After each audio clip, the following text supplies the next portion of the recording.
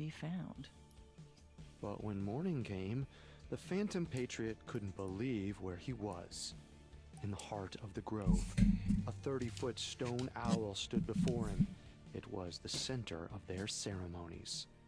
What atrocities were plotted or committed on these grounds?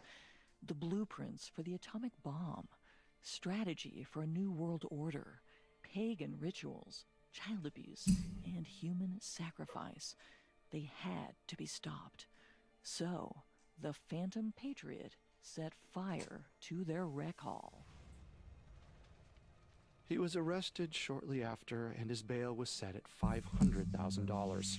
His real name? Richard McCaslin. The 37-year-old told reporters exactly what he was hoping to achieve. I felt if physical damage was inflicted upon them and it got enough attention, the American people would rise up.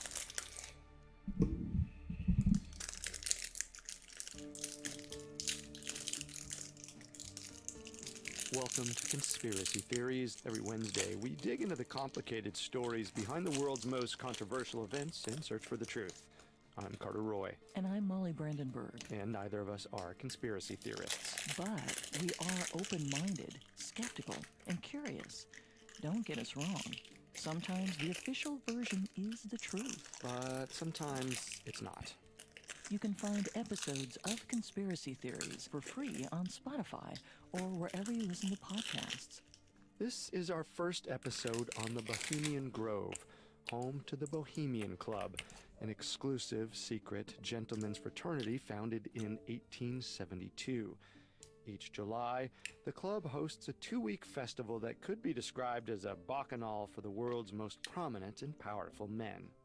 This week, we'll explore what little we know about the club's founding and the events that take place inside the Grove. We'll also examine those men and women who continue to protest the club's existence, as well as the journalists and reporters who have desperately tried to gain entrance. The fact that they Next had some week, shit like we'll that is kind of discuss some crazy. conspiracy theories surrounding the Bohemian Club. Were they responsible for the Manhattan Project, which developed the atomic bomb? Are they creating a new world order for global dominance? And do they actually practice human sacrifice? The signs are posted everywhere. Private property, no trespassing, security cameras line the trees. Metal gates block the road. Guards man the outposts at all hours. The Bohemian Club has made one thing crystal clear. If you are caught on their land, they will have you arrested. That's crazy. And under United States law, they have every right to do so. Really? But it's exactly this level of security and secrecy that has given rise to suspicion. What happens inside the Bohemian Grove? More importantly, why don't they want the world to know? Here is what we can say for sure. The Bohemian Grove is located in Montevideo, California, just a couple miles north of San Francisco. It serves as a Niggas just get on the Bohemian speaker Club, and just be having more shit. than Oh, 150-year-old oh. secret fraternity. The property spans 2,700 acres and Wow. is located in the heart of the redwood forests. There are more than 100 different Niggas be in the kitchen campsites playing and Halo. homes, all of which are situated around a central feature, a man-made lake. Watching over the lake is a shrine depicting a 30-foot stone owl, weathered from age. It sits atop a giant stone staircase, nested in the trees, Why and can't I see the looms bottom? over an impressive fire pit. If you want to see the grounds for yourself, have your pocketbook ready, because joining the Bohemian Club is not cheap. The initiation fee alone was $25,000 in 2009, and that's before your annual dues. But money alone won't gain you entry. In order to be considered, you must be recommended by a number of members, lest your name be relegated to the wait list, which is rumored to be 15 years I don't see the long. bottom. And of course, you're going to need to be a man. That's weird. Today, there are somewhere around 2,500 members, some of which are allowed to bring guests of note. We think you'll be familiar with many of the club's members and guests. Names on the list include Hearst, Roosevelt, Eastwood, Twain, Bush, Cronkite, Cheney, Crosby, London, Reagan, Nixon, Ford, Muir, Powell, Rumsfeld, Schwab, Hoover, Scalia, and Kissinger. Membership is so difficult to secure that rumor has it, even our current sitting president, Donald Trump, has never been invited. In order to get a sense of just how far the club has come, let's travel back to its founding in San Francisco in 1872. She started at 8. That's crazy. 20th century, bohemianism was trending in a big way. A bohemian lifestyle means taking pleasure in art, revelry, and hedonism, and is often associated with frugality, impoverishment, and an anti-establishment worldview. The Bohemians were actors, writers, painters, and musicians who prided themselves on being untethered to worldly possessions. Some might call them hipsters or hippies. In theory, Bohemians were often spiritual. In practice, however, they worshipped indulgence. In 1872, in a dimly lit room in San Francisco, a group of bohemian journalists began hosting gatherings for other like-minded men interested in the arts. But it was mostly an excuse to imbibe while raging against the conservative politics of the day. It wasn't long before their revelry Oh caught my the God. attention of other bargoers, men who saw the good time they were having and asked to partake. Though these new attendees loved hedonism, they shared little else with the Bohemians. Their pockets were lined with money. But why turn them away? Especially if they were going to foot the bill. The Bohemian artists dubbed their new friends men of use and referred to themselves as men of talent. The names seemed to suggest a hierarchy of priorities. Talent came first. Money was a systemic convenience, and they were happy to manipulate the system. But whatever their priorities were, they seemed to shift as the Bohemians realized just how much money can actually buy. Thank you. Their parties became more lavish and, in turn, more desirable. And nothing fuels desire more than exclusivity. You always want what you can't have. So the club became more selective and raised their barrier for entry. Sometime around 1887, entrance fees were set at $100 a person, the equivalent of around $2,700 today. Monthly dues were the equivalent of $90. The club seemed to shed all of their bohemian ideals, except one, their love of partying. And by 1893, they started renting a portion of the Redwood Forest from the Sonoma Lumber Company to use as a getaway. In 1901, they purchased 160 acres. That parcel of land would eventually expand to the 2,700 acres that it is today. That's 4.2 square miles, more than 3 times the size of New York's Central Park. Nested within those forested acres are a number of different subcamps. The most important are the main gathering areas. The Grove Stage, a 2,000-seat outdoor amphitheater.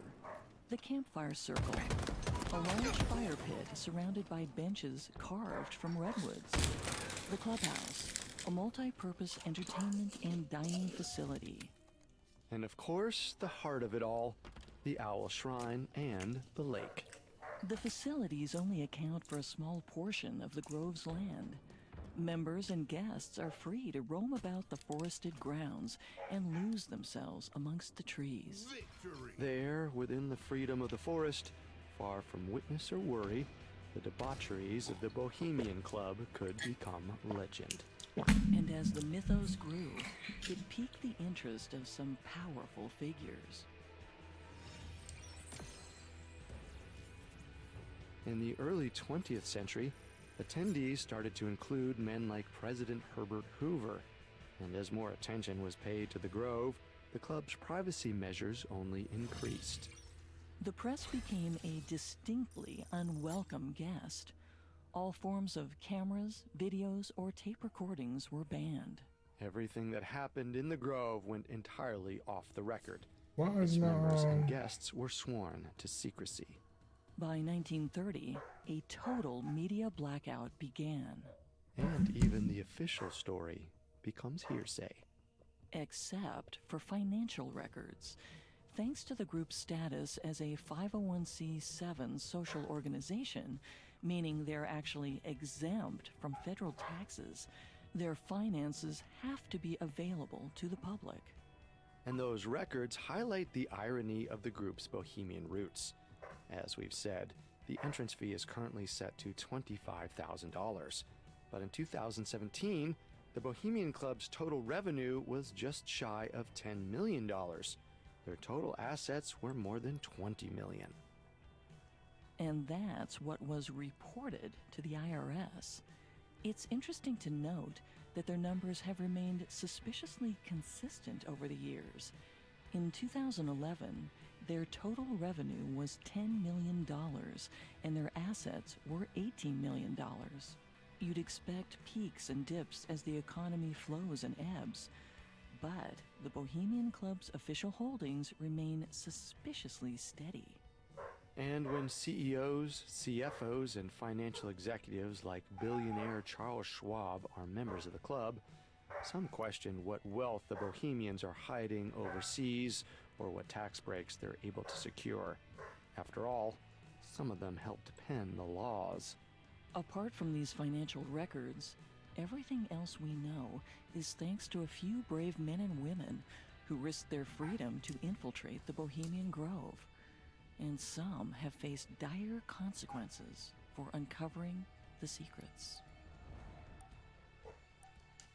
Coming up, the Bohemian Club's bizarre rituals are revealed. Now back to the story. Since its founding in 1872, the Bohemian Club has strayed from some of its frugal anti-establishment ideals. Their private campsite in the redwood forest of Monterey, California, is known as the Grove. It has become a getaway for the world's wealthiest and most influential men, billionaires, politicians, and Hollywood elites. The Bohemian Club's largest festivities happened every July over 2 weeks. But with a media blackout starting sometime around the 1930s, little is known about what actually happens inside the Grove. Naturally, people have become curious. Some curious enough to risk life and limb. For 50 years, almost no attention was paid to the Grove. The only outsiders allowed inside its gates were employees, and the all-male staff members were sworn to secrecy. All-male and staff? relegated to designated work areas, like kitchens and laundry rooms, hidden from sight. Then, in 1980, Mary Moore, a local resident of Monterey, began to question what was really going on in her backyard.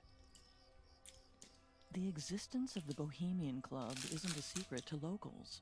Many Monterey residents are employed to staff their events, but all are sworn to secrecy, and few play an active role in their festivities. But when word reached Mary of the caliber of men who were convening in the Grove, she began to have questions. In Mary's words, when powerful people work together, they become even more powerful. They're wealthy and becoming more so, while the middle class is steadily becoming poorer. They control the markets, and they make money whichever way the markets fluctuate. Essentially, Mary saw the secrecy of the Bohemian Club as an assault on democracy. With so many elected officials in the Grove, the American people had a right to know what conversations were happening. Facts. And if those conversations were affecting public policy. When she couldn't get any answers, she took action. She founded a group called the Bohemian Grove Action Network, which worked on a bit of reconnaissance. Mary convinced Grove employees to secretly bring her materials, like programs and membership lists. Her house became filled with knickknacks and pamphlets. Anything she could get her hands on from the club, she kept. They were all pieces to a larger story. And the more she Son of a learned, bitch. the more worried she became. The names on the membership lists were astonishing. So much so that the Bohemian Grove Action Network began organizing protests. At some of her largest demonstrations, Bruh. hundreds of people joined her at the gates of the Grove. She brought unwanted attention to the club. Press started to take notice, and suddenly, more people got curious. Allegedly, a journalist from Time magazine tried to infiltrate the Grove, disguised as a waiter, possibly with Mary Moore's help. The story, however, never ran. Then, in 1989, a reporter for Spy magazine named Philip Weiss managed to sneak into the Grove. He published an article titled Oh, them shits Masters always of the hit me. Universe Go to Camp inside the Bohemian Grove, based on his experiments. Weiss arrived in the camp to witness what is known as a lakeside talk. Every afternoon during the 2-week July event, one of the club's members addresses other members about a topic in their field of expertise. Generally, the talks cover politics, the economy, and business. Weiss heard a speech delivered by General John Chane. At the time, Chane was the commander-in-chief of the United States Strategic Air Command, an organization in charge of 2 of the 3 factions of the military's strategic nuclear forces. Chane lobbied club members to help fund a B-2 aerial bomber program. And whether it was thanks to his lakeside talk or not, we know it got funded. In fact, the same year he gave his talk, an estimated $23 billion were spent on the program. Over time, that number would increase to $45 billion. The gravity of Chane's speech was contrasted with some of the more fraternal behavior Weiss witnessed. Drinking scotch, Niggas went straight for me. cigars, chugging beer, and perhaps most famously, urinating wherever they pleased. In 1991, a reporter for People magazine named Dirk Matheson also snuck inside the Grove. He observed as much as he could before he was forcibly removed from the property. Allegedly, his story was meant to run on August 5th, 1991, but it never hit the press. The piece was killed by an editor. It's Wow, worth this is mentioning funny that stupid, man. executives of Time Warner, the company that owned People, happened to be members of the Bohemian Club. Weiss's limited accounts seemed to be as good as it was going to get. Bro, why am I getting shot from different people? In July 2000, a talk show radio host and conspiracy theorist of dubious reputation, Alex Jones, infiltrated the Grove. He even managed to film one of their biggest rituals, the cremation of care. Jones's camera was hidden inside a shoulder bag. He cut a hole for the lens. Using the group's numbers to his advantage, around 1,500 drunk men, he managed to blend in. It didn't hurt, of course, that he was a white man of average height and build, like nearly all the members and invited guests. The footage he recorded shows what resembles a pagan ceremony, and it happens in the heart of the Grove at sunset. Most members sit and watch. One man, known as the High Priest, leads the ceremony. He wears a silver robe and a red cape. With him are roughly 20 or so men, dressed in black and red robes. Many hold torches. The High Priest's voice is broadcast to you through speakers all around.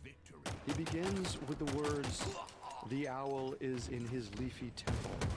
Let all within the grove be reverent before him. Lift up your heads, O ye trees, and be ye lift up, ye ever-living spires. For behold, here is Bohemia's shrine, and holy are the pillars of this house. Weaving spiders, come not here.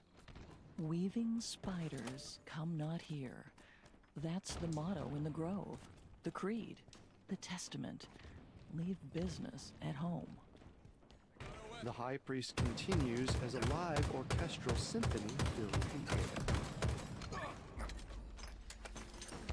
The music becomes a score for the ceremony, punctuating the words to lift up their meaning. And it all crescendos into one moment, the climax, where a group of men drag out the figure of a man in a coffin and set it on fire. Yo, this guy right here. Why are Is y'all there letting him just effigy? sit up there, bro? The Y'all man doing? is not alive. It's not even flesh. It's a metal skeleton wrapped in paper. The effigy's name, according to members of the Bohemian Club, is Care. And as the flames of Care and his coffin rise up to light the face of the stone owl behind them, a song is sung. The lyrics go, No fire, no fire, no fire. Let it be kindled in the world where Care is nourished on the hates of men and drive him from this grove. One flame alone must light this fire. One flame alone must light this fire. A pure eternal flame. A pure eternal flame. A last within the lamp of fellowship upon the altar of Bohemia. As the ceremony comes to a close, someone cries, "Be gone, detested Care. Once again, midsummer sets us free." And fireworks erupt, lighting up the sky above the lake. And then the festivities, the revelry, and the madness really begins.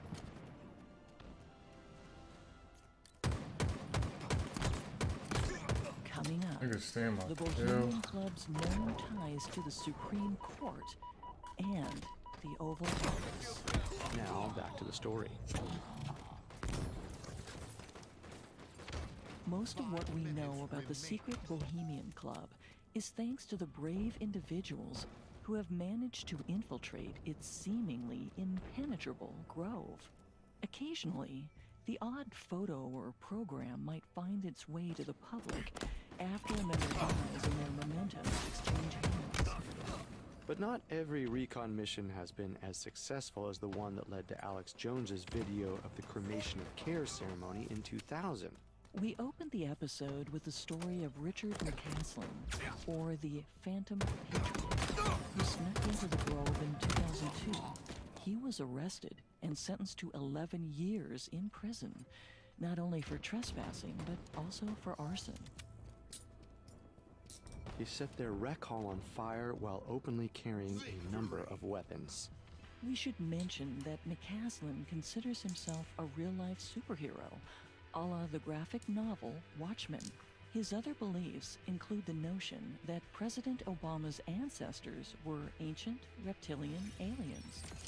But while McCaslin may not find much support in all of his opinions, he's certainly not alone in his belief that the Bohemian Grove is hiding something. Nor was he the first or the last to get arrested for sneaking inside. Why is my... In July 2008, a reporter for Vanity Fair was arrested for snooping on the Bohemian Grove property. He claimed he was writing a story about the Bohemian Club's ethical treatment of the redwoods. He believed they might have been cutting down the legally protected trees. In January 2011, reporters for History Channel's Decoded were arrested for trespassing. Allegedly, they were held on bail for 9 hours before being released. Other attempts at infiltration have been virtual. Hackers have retrieved photos from emails of club members like Colin Powell. In 2012, Colin Powell was a part of this Occupy shit? Bohemian Grove protesters gathered at its What? front gates. In response, dozens of police in riot gear lined the entrance to prevent anyone from going inside. Dogs patrolled the perimeter.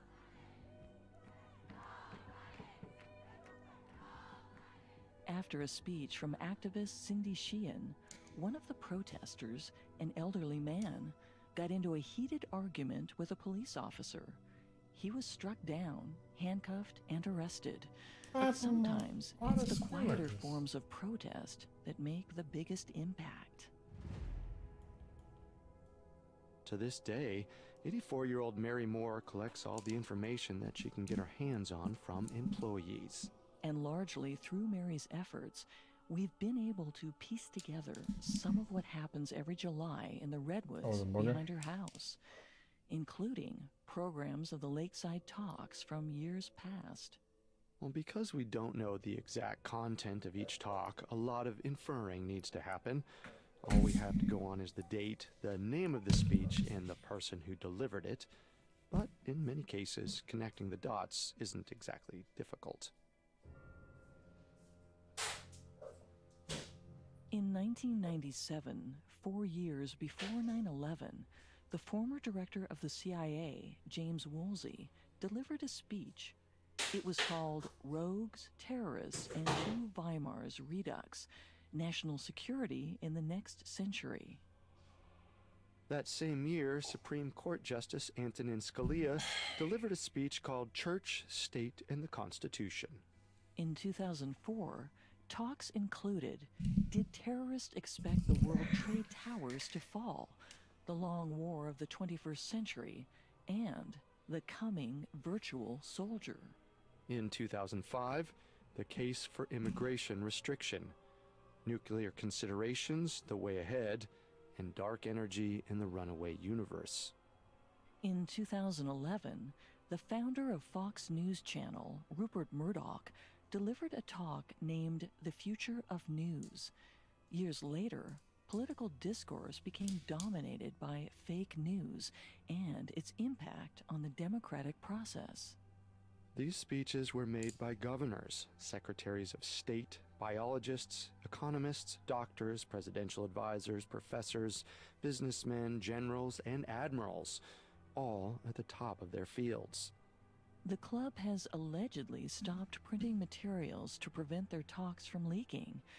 We may never know what was said or what will be said, and for individuals like Mary Moore, that's exactly the problem.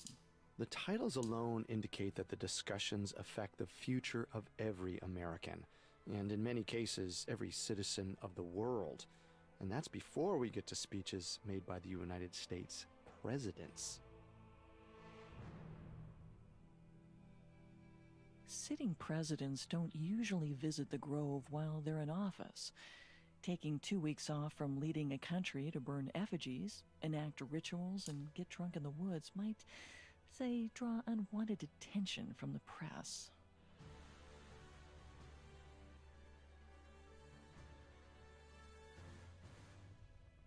So, presidents usually appear before they are elected, and in some cases, right before. Don't take our word for it. Take Richard Nixon's. If I were to choose the speech that gave me the most pleasure and satisfaction in my political career, it would be my lakeside speech at the Bohemian Grove in July 1967. In many important ways, it marked the first milestone on my road to the presidency. It appears that the Bohemian Grove has a history of setting presidents on their path to power, even if it's just planting the seed of an idea. In 1995, George Bush Sr. allegedly introduced his son to the Bohemian Club. He told them that George W. would make a great president one day. In fact, apparently except for Donald Trump, every Republican president since 1923 has appeared at the Grove. And most, if not all of them, Can I before get they some were ever fucking elected. help, Which man? has individuals like Mary Moore asking, who actually chooses the leader of the free world? Sniper available. If one thing is clear about the Bohemian Club, it's that it's not what one would call a bipartisan institution, nor a Bitch, I diverse see you. one. Its Fuck outta here. demographics are almost exclusively wealthy, white, conservative Took men. my kill, man. But to be clear, it doesn't have to be bipartisan or diverse. It's a private social club. It's not public, and it's not a branch of government, at least on the surface and according to the IRS. and as such, they can include and exclude whomever they see fit. But that hasn't stopped them from getting taken to court.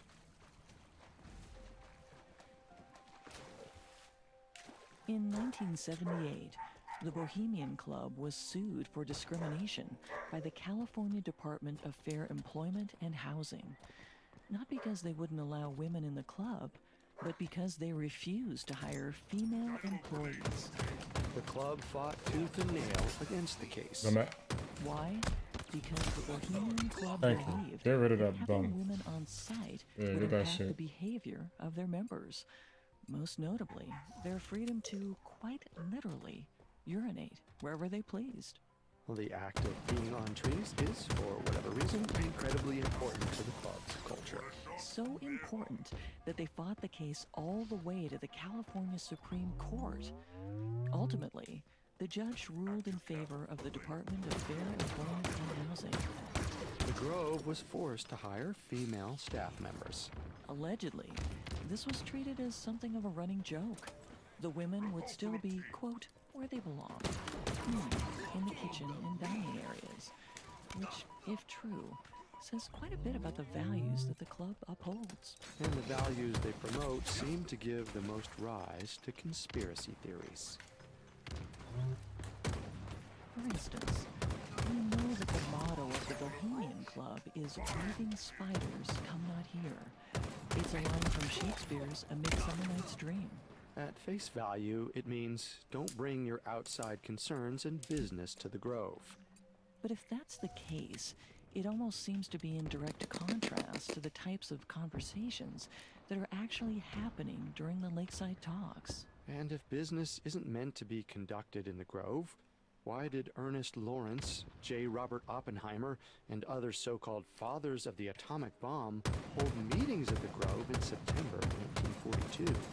Immediately before the notorious Manhattan Project that led to the Sniper, wow. creation of the atomic bomb began.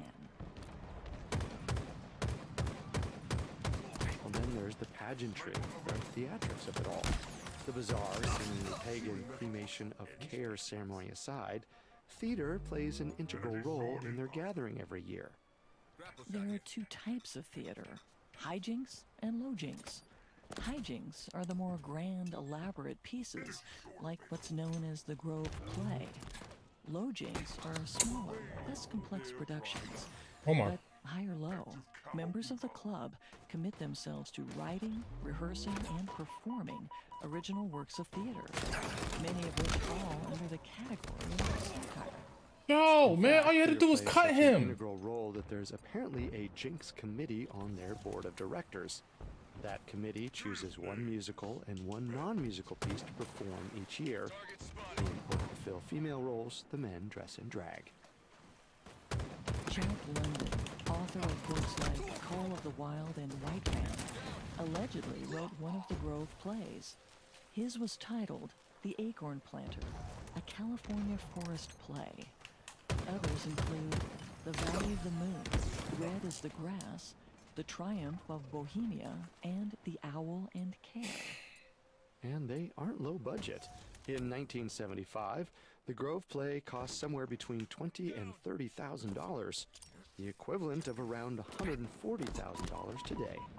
And then there's the drunken stupors, the revelry, the pain, the bacchanal. In a sense, the Kill Bohemian him, bro. Club What is the a bunch fuck of is y'all middle-aged doing? men acting like frat boys at a cake party. What the fuck? Which is all well and good, but you have to remind yourself that, in many ways, these are the men that effectively run a large portion of our world. In some cases, the men who could quite literally end it at the press of a button. Enemy halfway to victory. Supposedly, they're there to party. Maybe one night they black out from drinking and fall asleep with a cigar in their mouth. And the next day, around lunchtime, they're sitting in bleachers across the Grove, listening to a speech about the fate of our world as we know it. It doesn't add up.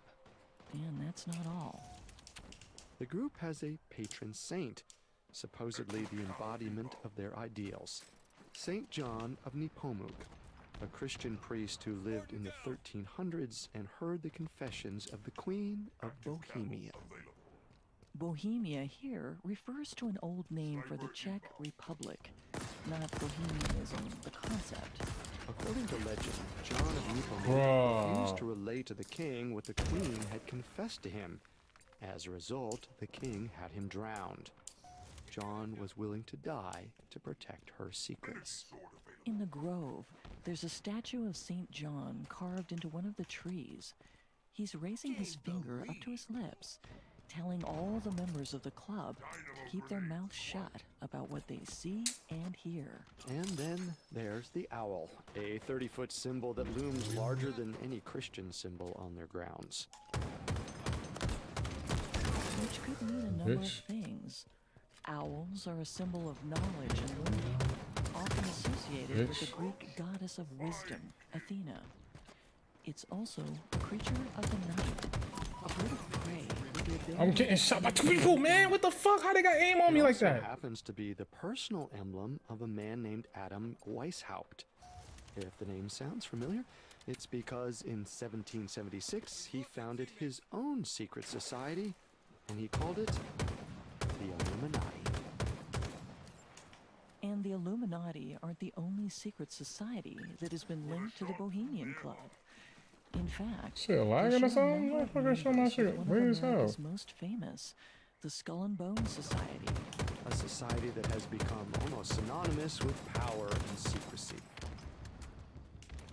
And it's the secrecy of the Bohemian Club that has given rise to a number of theories regarding what's really happening in the depths of the Grove, including murder, sex work, Satanism, and child abuse. We've weeded through all of them and selected the three most prominent to discuss next week. Theory number 1. The Bohemian Club practices paganism and sacrifices real, live humans, possibly to Satan himself. Theory number 2. It's not a club at all, but a secret society using their power, influence, and an invisible hand to try and create a new world order. Theory number 3. The Bohemian Club members are responsible grenades for don't the hit, though. creation of What the the fuck? atomic bomb, and they hold the keys to the destruction of our planet. Paganism, billionaires, Christianity, drag, bohemianism, effigies, owls, Shakespeare. The Grove and its club are a peculiar cocktail. We only know some of its ingredients, and we can only imagine Bro, what the how they fuck? fuse together. Not to mention what happens when you take a sip. I turn around, these niggas shooting at me, bro.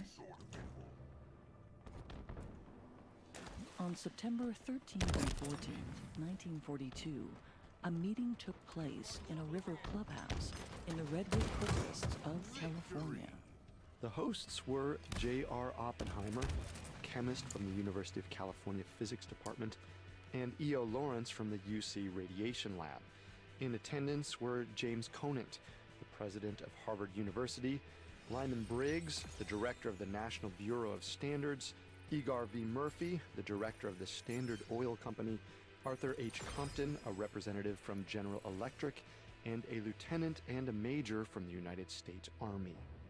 Over the course of 2 days, they planned a new government venture, one that would cost the United States, Canada, and the United Kingdom the equivalent of almost $30 billion.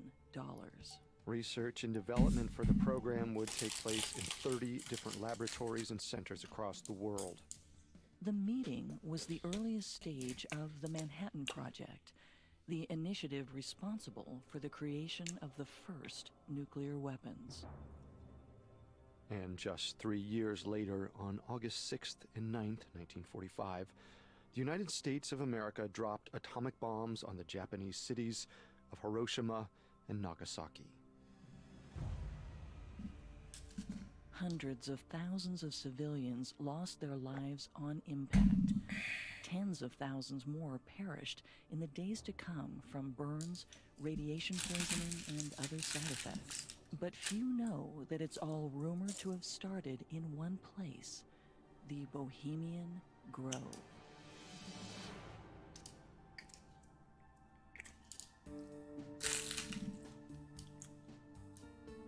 Welcome to Conspiracy Theories. Every Wednesday, we dig into the complicated stories behind the world's most controversial events and search for the truth. I'm Carter Roy. And I'm Molly Brandenburg. And neither of us are conspiracy theorists. But we are open-minded, skeptical, and curious. Don't get us wrong. Sometimes the official version is the truth. But sometimes it's not. You can find episodes of Conspiracy Theories for free on Spotify or wherever you listen to podcasts. This is our second episode on the Bohemian Grove, the headquarters for the Bohemian Club, an invite-only, all-male, secret fraternity of some of the most influential and powerful men in the world.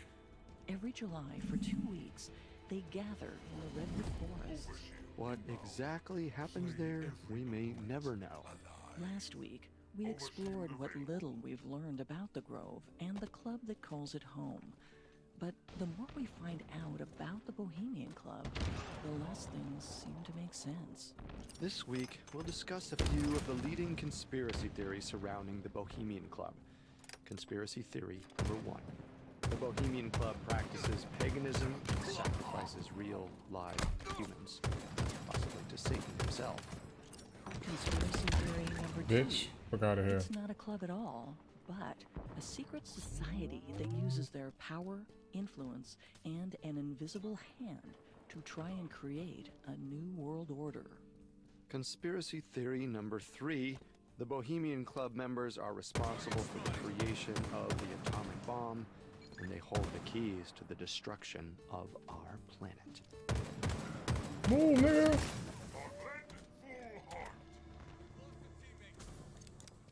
Rule number 1 of the Bohemian Club. You do not talk about the Bohemian Club. Rule number 2 of the Bohemian Club. You do not talk about the Bohemian Club. St. John of Nepomuk is carved into one of the redwood trees in the Bohemian Grove. He's raising a finger to his lips to tell all who enter Damn. what happens there There's two of them shouting? stays there. In life, John of Nepomuk died keeping the sins of the Queen of Bohemia a secret. And presumably, anyone who wants to play in the Grove or get inducted into the club should be willing to die to keep its secrets safe. Which is why, when it comes to the Bohemian Club, we only know so much. We are on the outside, looking in.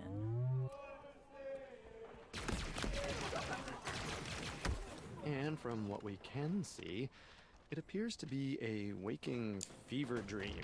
2,000 or so of our planet's most influential men running through the redwood forests, drinking whiskey and beer, putting on plays, dressing in drag, carrying out rituals, smoking cigars, peeing on trees, and discussing the future of our world as we know it. A lot happens in the Grove.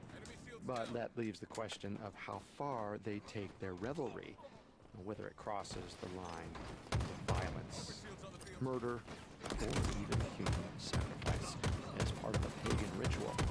And that's our first conspiracy theory, that they're killing people. In order to talk about conspiracy theory number 1, we should discuss what paganism actually means. It's not as clear-cut as you might think. Generally, paganism isn't defined by what it is, but by what it's not. It's a term that encompasses any beliefs that fall outside the major world religions. It first appeared in the 4th century as a pejorative term used by Christians to describe polytheists, those who believe in more than one god. It was essentially synonymous with uncivilized. Today, the word pagan conjures different imagery depending on who you talk to. It applies to Wiccans, Satanists, shamanists, as well as atheists and agnostics. The beliefs of pagan religions vary widely, but many share a couple commonalities, including recognizing the divine in nature, equality and fluidity amongst genders, the importance of music, and a lack of official doctrine or formal institution. In general, the ethos of most pagan religions can be summarized as, if it harms no one, then do what you will. But accusations regarding paganism in the Bohemian Club are much more sinister than do no harm, and those accusations likely stem from the club's Nation of Care ritual. To recap a little of what we covered last week, the ceremony is the kickoff event to the Bohemian Club's festivities every summer, led by a man known as the High Priest. He wears a silver robe and a red cape. With him are 20 or so men dressed in black and red robes holding the torches. The ceremony takes place at sunset in the heart of the grove, in front of a 30-foot statue of the owl. The entire event is underscored by a live symphony. The High Priest opens with the words, "The owl is in his leafy temple. Let all within the grove be reverent before him." and the ceremony ends by burning an effigy that they call Care. It's a paper and wire construction made to resemble the figure of a human. And as they burn Care, the attendees sing, "A pure eternal flame, a pure eternal flame, at last within the lamp of fellowship upon the altar of Bohemia." Then they shout, "Be gone, detested Care!" Once again, midsummer sets us free. Finally, fireworks are set off above the lake. Immediately following the ceremony, the members of the Bohemian Club run amok. Yo, Celebrating man, and kill him, bro. drinking. The after party has been described as a bacchanal, which is an ancient celebration of the Roman deity Bacchus, the god of wine, ecstasy, ritual madness, and theater. But the similarities between the cremation of Care and polytheistic religions don't stop there. The Bohemian Club also seems to incorporate some very specific elements of pagan belief. First of all, the location. They gather in the redwood forests. They are in and among nature, away from society and showing reverence to the woods, as evidenced by the high priest's words, "Lift up your heads, O ye trees, and be ye lift up, ye ever-living spires. For behold, here is Bohemia's shrine, and holy are the pillars of this house." Then there's the drinking, the ecstasy, the theatrics, the ritual madness. But the most convincing evidence is their use of what could be considered false idols, like the owl. As they say, let all the grove be reverent before him. And midsummer. They continue. Once again, midsummer sets us free. Yes, midsummer here is a nod to the bard, but what Shakespeare was referencing, and by extension, the Bohemian Club as well, is the pagan holiday of midsummer. Ritual celebrations of the summer solstice have been happening since the Stone Age, more than 4,000 years ago. Then, of course, there's the burning of the effigy, the ritual sacrifice, a symbolic spiritual offering to the forest, to the owl. It's all very pagan. But there's also a Christian idol in the grove, St. John of Nepomuk. His symbolic presence tells everyone who enters, keep quiet. On the other hand, that's still just one of their many idols, and worshipping false idols goes against Christianity. It's spelled out blatantly in the Ten Commandments. Even without those similarities to other faiths, we'd be able to say that what happens in the Bohemian Grove is, by its very definition, pagan. Again, paganism is any belief system that doesn't fit the major world religions, and the opening ceremonies, while ritualized, are certainly not Christian, Islamic, Jewish, Hindu, or Buddhist. Well, based on what it's not, sure, but some might argue that our definition of paganism is a bit broad, and Bohemian Grove celebrations stand in contrast to common pagan values. You could make the argument that getting drunk and peeing on trees seems in contrast to respecting nature. Or you could see their urination as a return to nature, to man's more primal, natural instincts. The key word here being man. Gender fluidity is another thing that the Bohemian Club does not share with other pagan religions. Women are not welcome in the grove. As we covered last episode, They were willing to fight the Department of Fair Employment and Housing all the way to the Supreme Court to ensure women stayed out of their club. But they embrace gender fluidity when they perform in their plays. They do drag. The Bohemian Grove's practices most certainly point to a pagan cult. On the other hand, we know that members of the Bohemian Club, outside of the Grove at least, are overwhelmingly conservative and Christian. Antonin Scalia, Bush, Nixon, Reagan, Rumsfeld, to name just a handful. But paganism was only part of conspiracy theory number one. There's also the question of whether they worship Satan and perform real human sacrifice. And a bone-chilling story from a young man in 1990 might confirm both those elements. Slay. Coming up, damning testimony links the Bohemian Club to Satan, human sacrifice, and a child sex ring. Now, back to the story. Worship of strange idols, reverence for nature, arcane ceremony, music, drag, drinking, revelry, anarchy, and the burning of an effigy called Care, all happening inside the Bohemian Grove for the past century.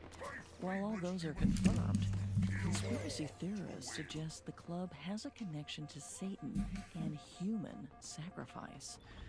The notions likely spawned from the Bohemian Club's very loose connection to the Illuminati.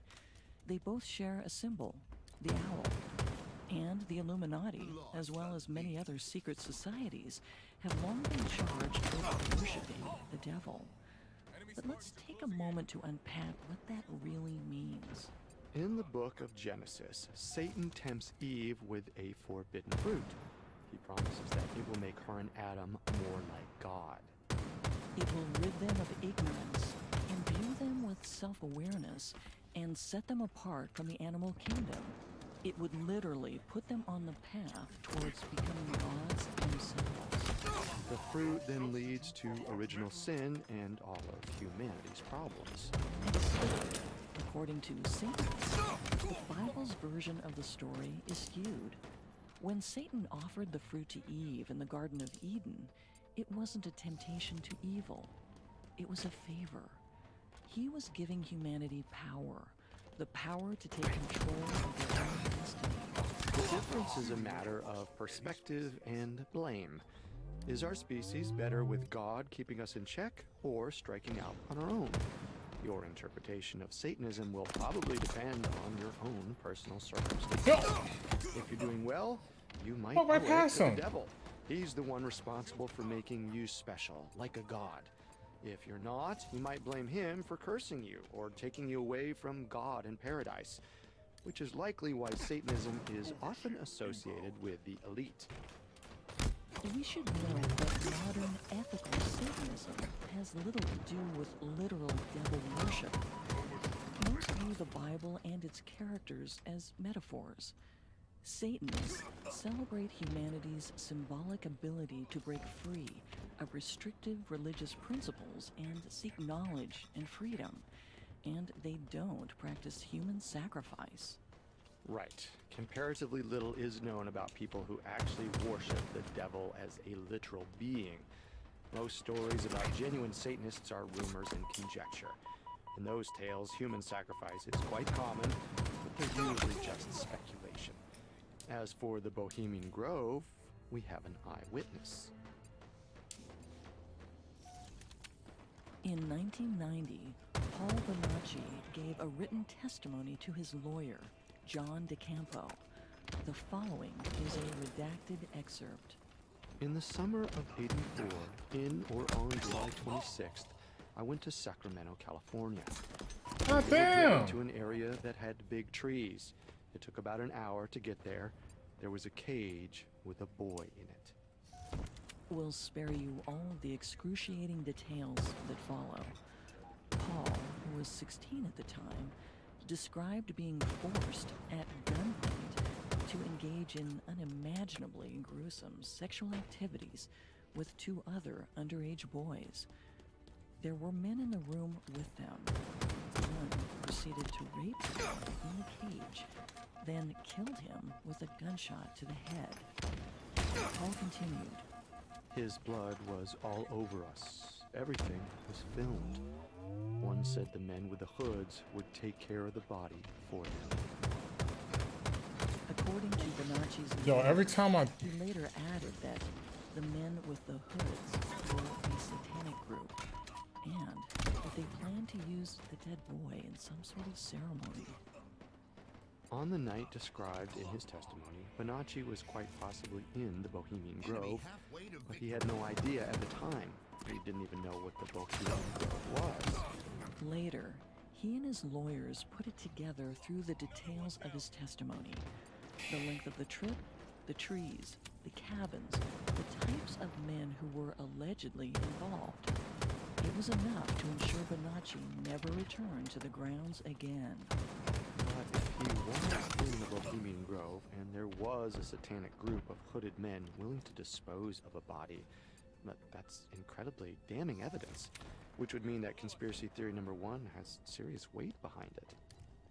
But the testimony was never used in any case to implicate the Bohemian Club or its members. Maybe it wasn't strong enough. Or maybe the Bohemian Grove was peripheral to a much larger, much darker conspiracy.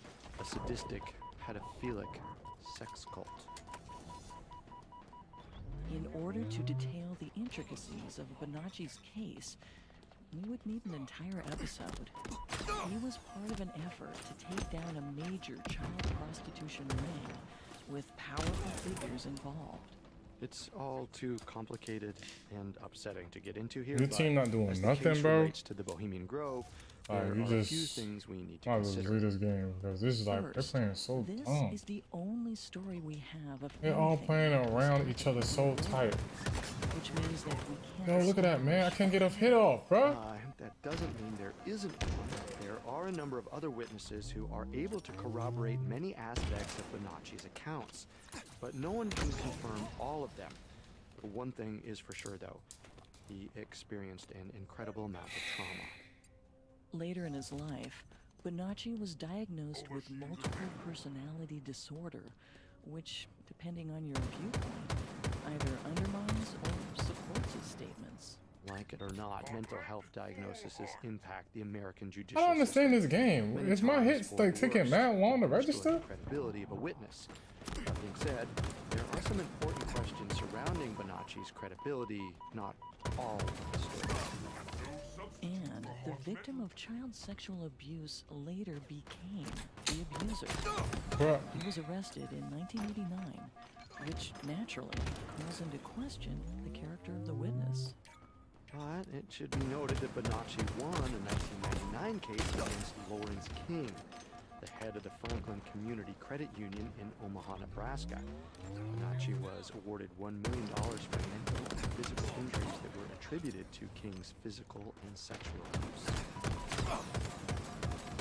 So, was the boy in the cage murdered as part of a satanic ritual? Did he become the human effigy of care in the summer of 1984?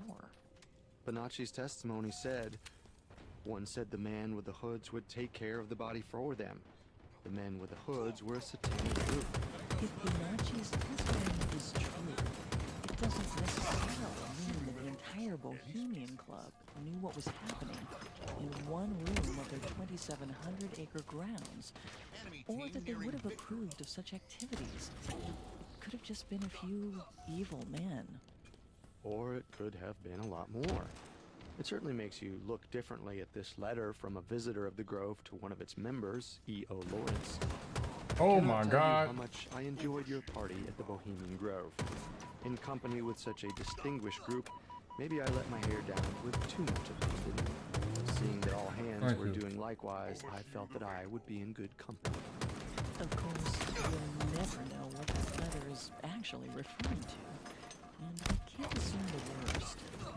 Which makes it tricky to evaluate this theory on a scale of 1 to 10, with 10 being the most believable and 1 being the least. Well, that said, I would give conspiracy theory number 1, that the Bohemian Club is a human sacrificing pagan cult, a 1 out of 10. Their ceremonies are meant to be silly and a bit tongue-in-cheek, and technically they might be pagan, but I don't think they're probably killing people in the woods. I agree.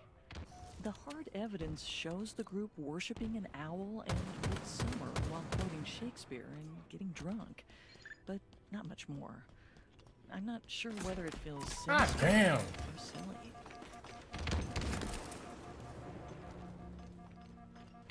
The ceremonies and rituals may feel silly, but the member list certainly isn't. That leads us to conspiracy theory number 2. The Bohemian Club is a secret society using their power and influence to try and create a new world order. And we can't discuss that without also discussing conspiracy theory number 3. The Bohemian Club members are responsible for the creation of the atomic bomb, and they hold the keys to the destruction of our planet. In many ways, the two theories play into each other. And the evidence to support both feels anything but silly. To begin, let's examine what we really mean when we say New World Order. We covered New World Order conspiracy theories in depth on a previous episode, but for newer listeners, it refers to a secretive elite cabal of powerful and influential people whose goal is to create a totalitarian regime. To put it plainly, they want to rule the world without the world knowing.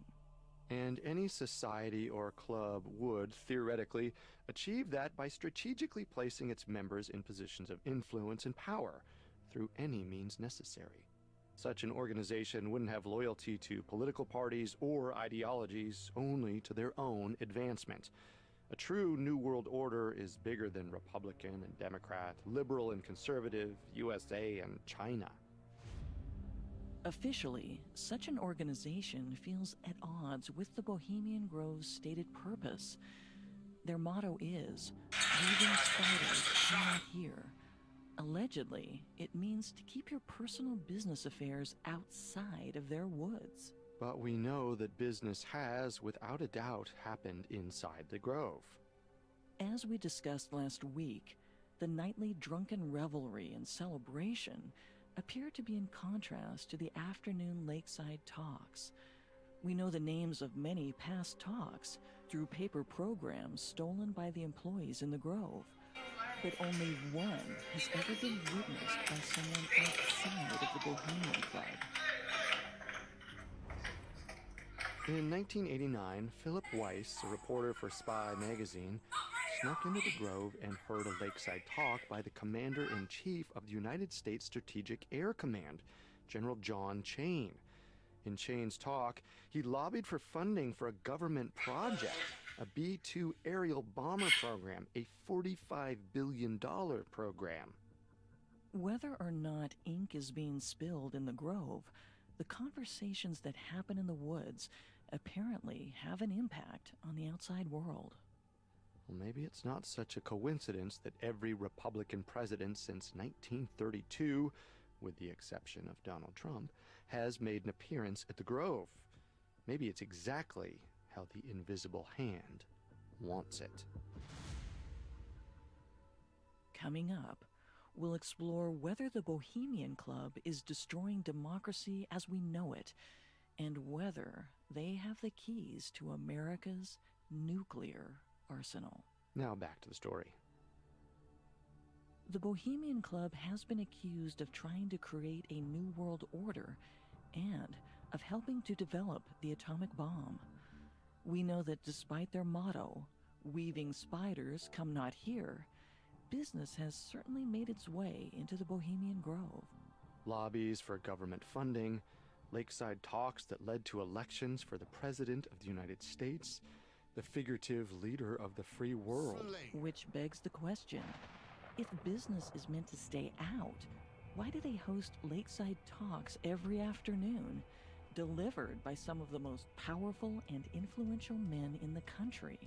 Politicians, generals, doctors, media moguls, CEOs, scientists, professors, all experts in their fields, all topics that, from the title alone, suggest that their contents would have an enormous impact on our society. we no longer have access to the Lakeside Talk names because they're no longer printed. We believe it's because employees kept stealing them and leaking the information. But we can examine the subjects of the talks that we know happened. Take, for instance, a 2004 Lakeside Talk called The Coming Virtual Adventure. It was Dude, I'm with you. delivered by Roger McCarthy, the chairman and principal Oh engineer shit, oh fuck. one of the biggest engineering and science consulting firms in the world. The title suggests that McCarthy spoke about virtual tools of war that were being tested in 2004. In 2015, the United States military robotics market was an industry worth more than $250 billion. So that. Oh hell, why not? Dude, I just jumped up the map. That's crazy. This is such a weird map. I don't think I put on it. Sorry, guys. Restriction was delivered by University of Colorado professor and former governor. Three of us at once Richard jumped Lamb. off of it. Yeah, We weird. have no idea. I saw you guys do it. I didn't know if you guys did that for fun Years or later, what. the I've United never Shits and seen this giggles. map cracked before. down on Southern Border Patrol. Is it old? I guess I only Detention started playing. centers became I missed a lot of inhospitable seasons in prison between now camps. and when I played. Many Yeah. didn't have access I'm to here for shits soap, and giggles. I just turned toothpaste, off my places to clean, or sprint toilets. and They jump were for. forced to sleep just to see what would outside happen. or standing up. A report from the Department of Homeland Security Okay, behind us. found 900 people stuffed Thanks into for a the space assist. that had a capacity of 100 people. And We there do. have been a number I got of your back. allegations of torture. And there Coming are up to more you guys now. suspicious Lakeside talks we can analyze. In 2011, the founder of Fox News Channel, Rupert Murdoch, delivered a talk named The Future of News. Okay, I'm gonna move to Could the have said icicles. anything, but Now we find ourselves trapped in a partisan political discourse. Knew I'd dominated find them by there. fake There's one with the news grav ham. and its impact on the democratic process. then Don't there get are the hammered. Lakeside talks Ah. where we can only imagine what was said. Live, the long war of the 21st century in 2004. That could be about a number of wars that have happened or have yet to happen Let's in go. this century. Or nuclear consideration. Nice. Holy The way crap! Teamwork. Shit on in them. 2005. We can't say whether it was for or I against played the bait nuclear card. arms, or if it had anything to do Yeah. with the United States pulling out of the Iran nuclear Oops. deal in May 2000. Whatever happens, don't follow me. Or Dark Energy not? and the Runaway Universe in 2005. I actually couldn't even begin Yeah, I'm to guess taking what that snipes. talk could have been about, but I'd love to know. And we only have access to some Lakeside talks from some of those years. You know where The these guys are Bohemian at? Club has been hosting No, they're probably on the other side of the festivities in map. Redwoods since 1901. We've only been able to find names of speeches from Pipes, fewer okay. than 8 of those years. That leaves as many as 1,666 briefings since the Oh, Bohemian shit. Club's Right next to you origin guys. in June. Yeah, I got I got 2 assists off that night. It's clear that obviously education should be celebrated, but the problem isn't the I knowledge settled my itself. game for that one. It's Jeez. that knowledge is power, and when only a select few I accidentally got individuals launched. have access to that knowledge, it can tip the scales drastically in their favor. Hey, laid the pressure on them. Richard Nixon My admitted sister Lord that the Shields. pointed it. Bohemian Club played a role in his path to the White House. In his memoir, Behind he you, said that the Majestic. Lakeside talk he delivered Who do in it to your the left? summer of 1967 marked the first milestone on my road to the presidency. In 1995, George Bush Sr. allegedly introduced his son to Hey, the Majestic, Bohemian try to Club, survive. I'm coming to you. saying that George W. would make a great president one day.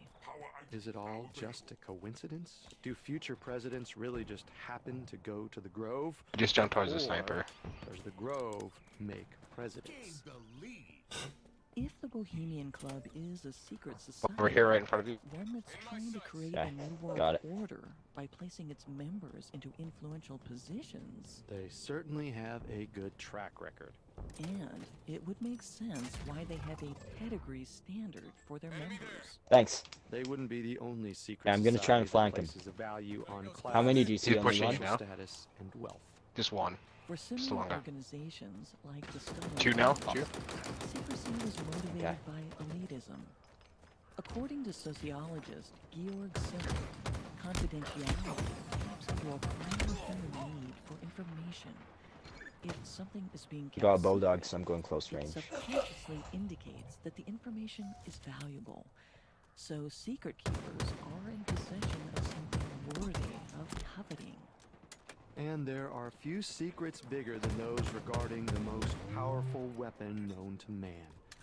Despite business not being welcome in the Grove, we know one very important business meeting happened on their grounds. One that led to the Manhattan Project and the creation of the atomic bomb. Behind us. September 1942. J.R. Oppenheimer, a chemist from the University They're of California absolutely Physics volleying Department, nades. I'm dropping my Leo shotgun. I have Lawrence only one shot from left the anyways. UC Radiation Lab quietly met in one of the Right there, Bohemian sanctuary. Grove River Got him. courthouses. Both later played critical call roles out. If you're low, I in the can go in front. development of nuclear weapons. One guy Both left at appeared a as shot. members Two of left. the club. Yeah, there's only one guy Lawrence left. went on to invent the shit. cyclotron, That which sucks for him. scientists use to enrich uranium, a key ingredient in nuclear weaponry. Oppenheimer became the director of the Los Alamos Laboratory, which designed the That's because we actual played as a bombs. team that they just gave Today, up. The fact that the meeting looks took like. place on the club's grounds is allegedly a source of pride. A story passed down from elder members to new inductees. I killed him over Perhaps here because somewhere, it's so he's the not. moment the Bohemian Club solidified itself as Yeah, an this is straight up organization bullying now. capable of Yeah. creating a new world We gotta get the order. kills though. He wants to stay. Undoubtedly, the Bohemian Club has powerful connections. Even more Watch out with powerful your grenade. than Dude, I stuck him That and you much killed is him before the indisputable. stuck happened. That's crazy. But as Yeah. for whether I the threw a club is sticky across the secret map. I should've got the society kill. Trying to create a new Kill world thief. order? That's not so clear. I Thievery. would definitely consider them a This secret is fucking with society. me. I cannot jump, They're a period. registered social club. If we were to try and debate the difference between a social club and a society, we'd just be splitting hairs. As for secrecy, the Bohemian Club has gone to great lengths in order to remain private and make sure that their secrets don't escape the Grove. We need not look any further than their patron saint. I just jumped off the St. map. John of No. Nepomuc, for Oh, evidence of no. how much they I was value 8-1, secrecy. now I'm 8-2. But then, there's their plan for a new world order. I'm not sure there's enough evidence to prove that aspect of the theory. You just took If the they battle were rifle. trying to reshape the world, I'm not sure the group would be so I don't think this guy's complicated. ever gonna show him. After He's just all, standing still somewhere. putting liberal Democrats in the club would ensure the group would always hold political power, no matter which way the pendulum swings. Maybe, but it's self-evident that they crave powerful members and guests. There has to be a reason for that. There's a reason for their lakeside talks and for their desire to create strong bonds between powerful men. Men that are predominantly white, Republican, and incredibly wealthy. I'd be shocked if conversations in the Grove haven't affected U.S. public policy. Definitely. But I'm more inclined to take anti-Bohemian Grove protester Mary Moore's perspective. When powerful people work together, they become even more powerful. They're wealthy and becoming more so, while the middle class is steadily becoming poorer. They control the markets, and they make money whichever way the markets fluctuate. Which is to say, they are a secret society that likes power. But there's a difference between influencing the world and trying to run it. Given the group's obvious reach and pedigree, I'd give conspiracy theory number 2 an 8 out of 10. The Bohemian Club might not know exactly what new world order they're working towards. They might not have a specific agenda, but whether they like it or not, they are creating a new world. I agree. They create This guy's good at bonds. hiding. When the elite help the elite, We're just playing hide and even seek at this point. further up the ladder, Yeah, I know. it And only it's adds to kind of inequality. ridiculous. It threatens to undermine the democratic process. But I mean, big ups to that guy. He adapted perfectly. Well, he can't win. We can feasibly just let the time run out, and we Yeah. still win. Club were trying to take over the world. So he has to get Democrats kills, would have but been he's not even invited too, trying. And they haven't been. For those reasons, I would give conspiracy theory number 2 a I mean, 6. wherever he And I dies, don't just go to wanna the leave. farthest That point. leaves conspiracy I don't wanna theory leave number too. 3. So now I have to wait for Say- 2 minutes and 20 seconds for this guy. That's It's the not last guy really a left. theory. It's Yeah. true. they did. And no one And really they wants to could leave use a ranked. bomb to create Unless a new they're the world other order. 3 guys. Sure, but they don't hold the I guess if I was keys. him, I would have left. The President of the United Yeah. States is the only person Even with like when I was unilateral in the authority situations to of order being the You just use wanna of chill nuclear here? at his place. Let's all dance on As we've this. said, Yeah. sitting President Donald Trump has reportedly never. Should I smack you with my let hammer? go. Yet. Well, so how do we rate this Well, theory? Let's see I think here. we can't. Can't So we jump, just but wait I and can see do what this. happens when and if we ever get the keys. But By then, it might be too late. or maybe we'll find out sooner. Perhaps Mary Moore's protest will drag out all of the secrets of the Bohemian Grove into the light. The devil you know is always better than the devil you don't. After all, they could be the men behind the curtain. Or they could just be a sheep in wolf's clothing.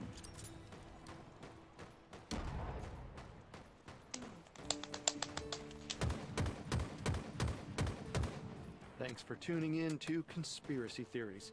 We'll be back Wednesday with a new episode. Until then, remember, the truth One more is minute. always the best story. And the official story isn't always the truth. Conspiracy Theories was created by Max Cutler. Executive producers include Max and Ron Cutler. Sound design by Juan Porter, with production assistance by Ron Shapiro, Carly Madden, and Travis Clark. This episode of Conspiracy Theories was written by Connor Sampson, with writing assistance by Kate Gallagher, and stars Molly Brandenburg and He came from Carly this way. Gold. Grenade came from this way. Heard that? Tango's closing in. Oh no, you fell off the Our map. listeners, You're gonna it's Carter die. Here with an I wonder how exciting many update for suicides it fans of takes our to go show. and get You kicked. can now listen to Conspiracy Theories anywhere you get your podcasts. This truly wouldn't be possible without our fans. So to every loyal listener that stayed with us over the That years, was fun. your Dude, that was support such a good means hiding spot. everything. Thank you. Props to you. And to new listeners discovering us for the first time, I hope you're ready to unravel the world's wildest claims, wherever you love listening. If you're looking for ways to support the show, leave a review on Apple Podcasts and let everyone know your favorite podcast is now available everywhere. One of my favorite things is going through all the kind words you've written about the show, and I cannot express enough how much it means to me and everyone who helps make Conspiracy Theories. Catch new episodes of Conspiracy Theories every Wednesday and listen free.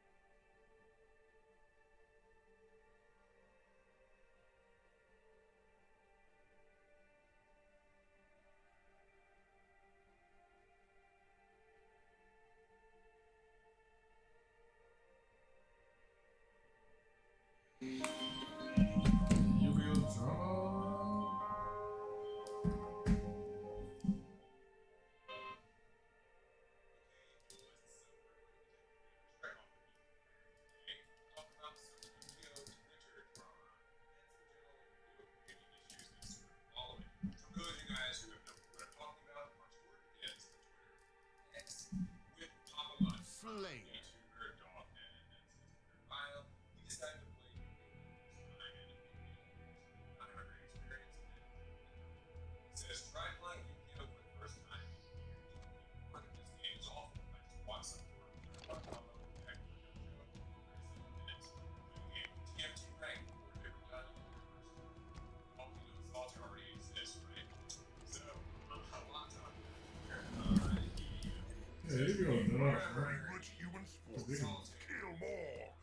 Nigga, one turn, 37 minutes is crazy. People start responding.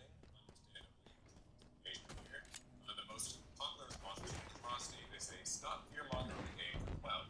Persuades people that actually want to give it a shot from trying because they don't know exaggerating. And it's got a lot of likes as well as other opinions about it.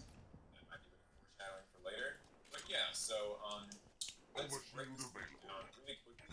First of all, a Yu-Gi-Oh! Master Duel game can't actually, or a turn can't actually take 37 minutes. There's a turn timer, so most of the game can go in real time, like 5 or maybe 10 minutes. So this is hyperbole, exaggerating, probably, the way that likes and clicks and all that. And he kind of makes this dunk about solitaire and all of that. People start responding. There's a lot of different responses that people have. So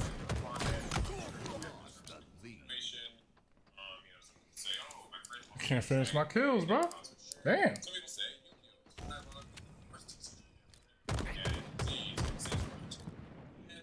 just kind of right? They're funny, they're not true, or like this is how Mario Yu-Gi-Oh goes, and it's just a hypocrite, whatever, right? So we go on, and he says that some people are acting confused. He replies, he uploads this video sped up. Yeah, it's a 500% sped up video of his experience. Looks like he's playing against Yisuki FTK. This is a deck I've actually played against in Master Duel myself, maybe like twice. It's not maybe the most pleasant thing that's turn does go pretty long. It's not a very common deck to play against, but I guess you could face other You just be similar tossing grenades in this game. He says, "My bad if I don't find this fun, but basing his replies, not sure." Oh my gosh.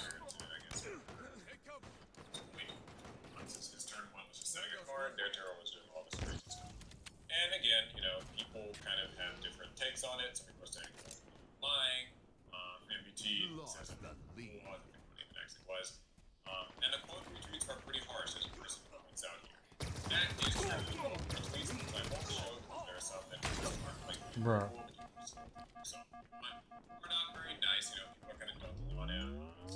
Saying, or get good scrub, hand grab, calling him maybe like something different, like KYS or whatever, I don't know. So, this is where the story takes a bit of a turn, because people check the receipts and find out from his stream VODs that he's actually playing an Exodia deck, so Shark Yu-Gi-Oh! This is a Twitter account, they say, and he's literally playing Deep Rock Exodia, a deck notorious for 20 plus minutes of zero interaction, promptly getting covered up and set from a magic library to try and post the narrative. Everyone's dragging him in the quote retweets is completely justified and should continue. So, and continue they do. If you sort of see here, a lot of people have all kinds of things to say about him. Back to Curry, back that maybe he's lying for authentic things. I think Exodia is cool. Somebody says that Exodia doesn't run a Geki, so maybe he's just a new player, doesn't know how to play it. There's all kinds of opinions here. And our story basically ends with Papa Mutt, after I guess facing a lot of backlash for this, saying, haha, okay, I get it, gamers, my bad. I promise I won't play you ever again. Game, talk about it. You guys are weird. Please stop telling me to die in DMs. You guys weigh in your card game safely playing games.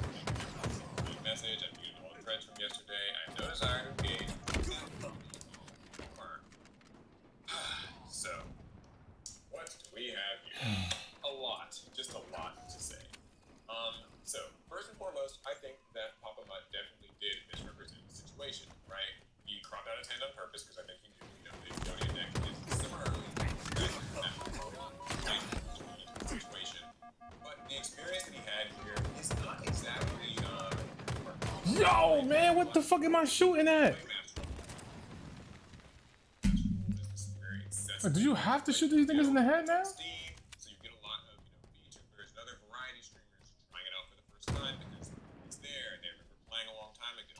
They play Master Duel, things get a little rough, they have a bad experience, they tweet about it, and then it all kind of goes to shit. As for the Yu-Gi-Oh! Player side of things, I think people are right to, call out that maybe there's a little hypocrisy here, and that, there's certainly some hyperbole clicks happening. But I just walk off the situation not feeling very good about any of it from any sides.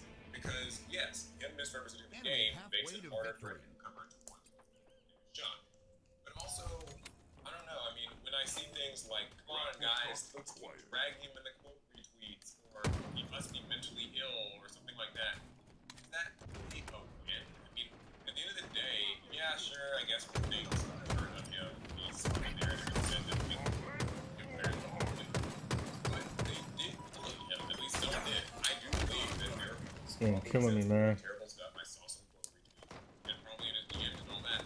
And we all just end with a person leaving the community in a bad taste in their mouth.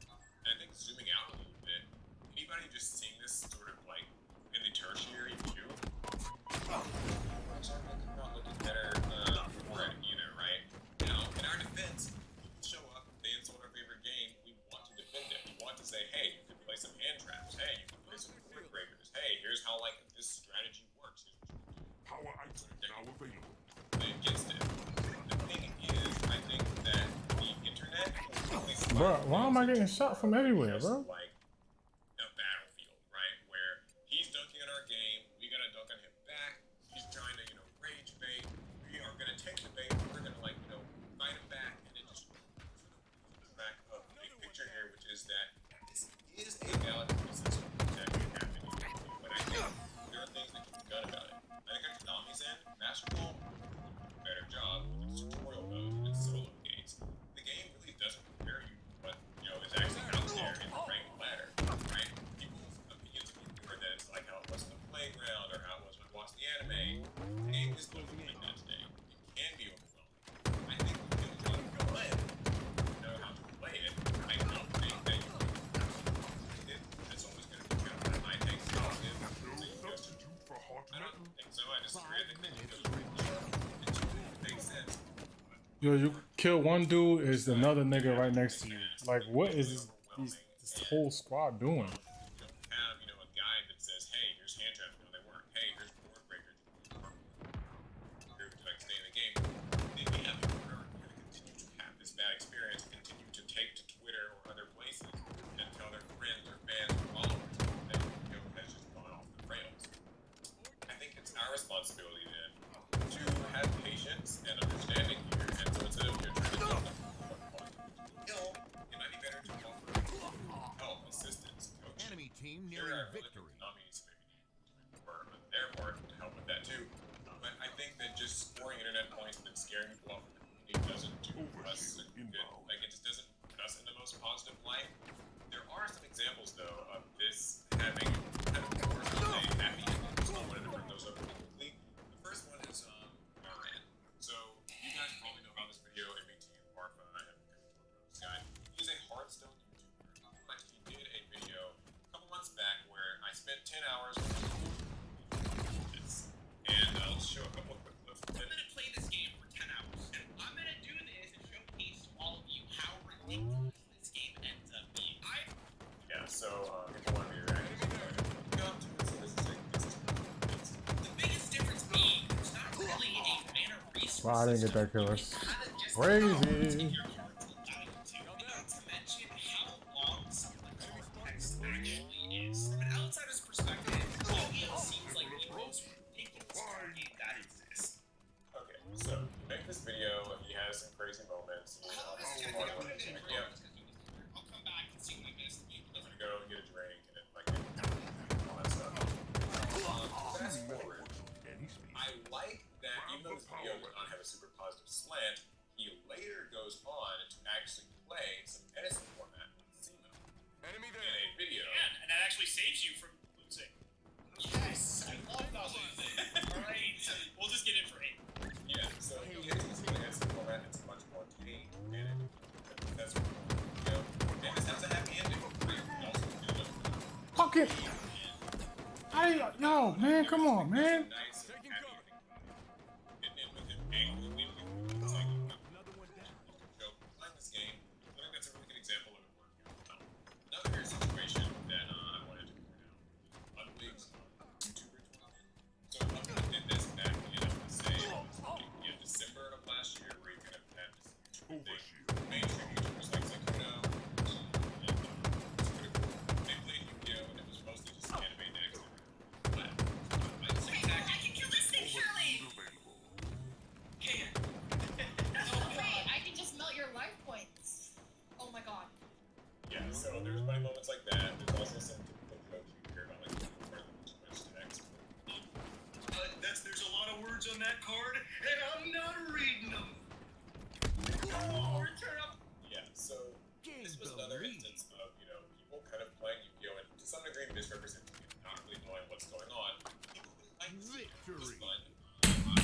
Come back crazy. Fuck. I know that the other team mad as hell we came back.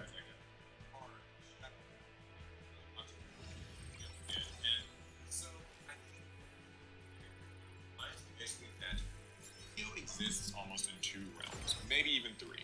There are people like me or you probably watching this where we've played Yu-Gi-Oh! We know how it goes. We know the nuances of modern day Yu-Gi-Oh! We can enjoy it, maybe even in spite of them. We're also the same people who, when an outsider comes in and insults the game or kind of overwhelms the game, we sometimes can get a little bit passionate and impatient about letting them know that they're wrong. On the other end of the spectrum, there are people who remember what Yu-Gi-Oh! Was like as a kid and remember that playground thing, and so they want to try this game out because they don't have such a great experience with it. I think the crucial part to Yu-Gi-Oh! Success, especially in the future, is how can we kind of meld those two groups. I'm not going to get into it too much now, but I think that alternative formats is one of the things that people sort of cite. Like I mentioned, Mastral making better tutorials, and also just some forms of coaching, content creator collaborations, things like that show Yu-Gi-Oh! In the best light that we can to outsiders. It is easy to forget that as a noob, this game is overwhelming. There is a lot of card text. There are long combos. You can face decks that won't let you play. Yu-Gi-Oh! Can be fun and you can deal with them, but you have to get there first. And I think our responsibility as players is to make sure that we do not allow situations like, the Papa Mutt situation, where people just leave and we kind of, cheer on the fact that, we won, we got him. I don't think that's a win. I think that we should all kind of be ashamed of that. This was not a good sort of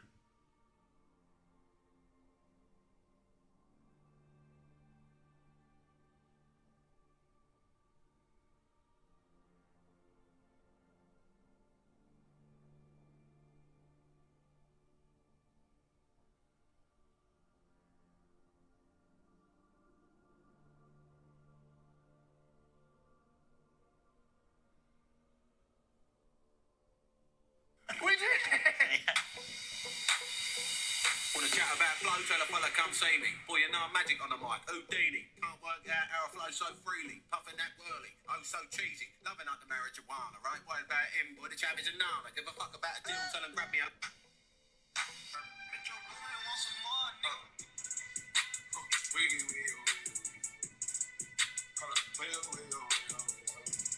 I'ma pop the shit out you out too, right? This is a Sticks and Stones case. Did you see the rocks?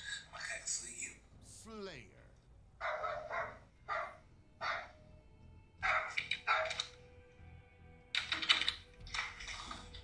Are you gonna get... Oh no, he hates that sound. You're not gonna... I'm gonna throw this away first, because I need to run for the hills once he gets his food.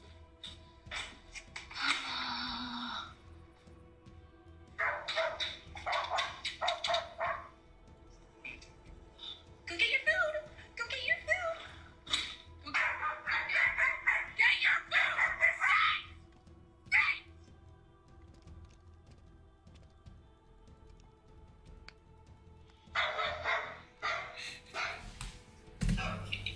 Go get your food! Go get your food. Go get your food. Find the enemy. Destroy the enemy. He hates that sound. You're not gonna... I'm gonna throw this away first, because I need to run for the hills once he gets his food. Go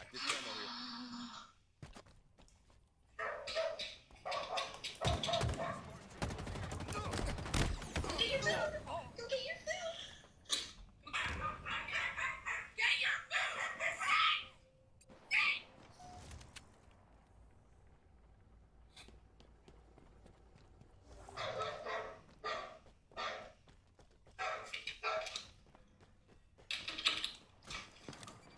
Are you gonna get... Oh no, he hates that sound. You're not gonna... I'm gonna throw this away first, because I need to run for the hills once he gets his food.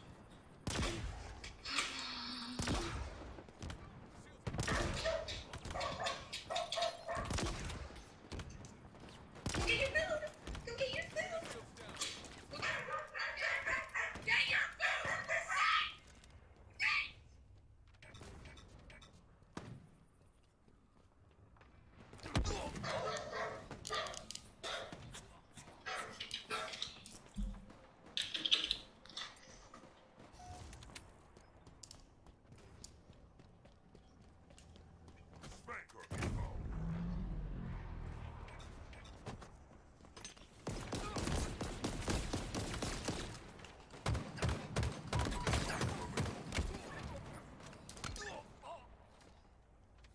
I get a kill?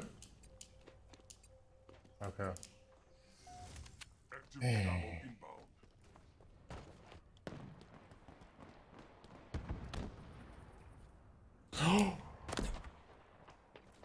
Active camo available.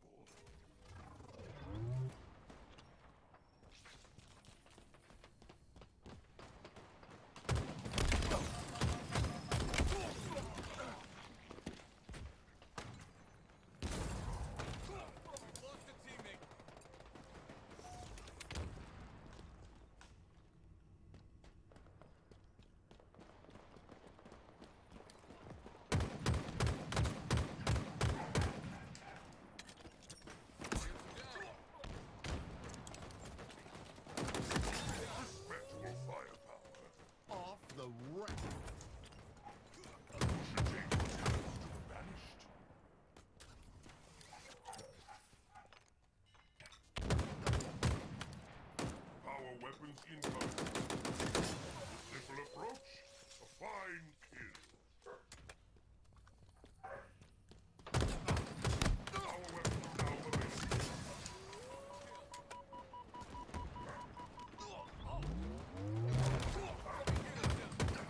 Spanker inbound.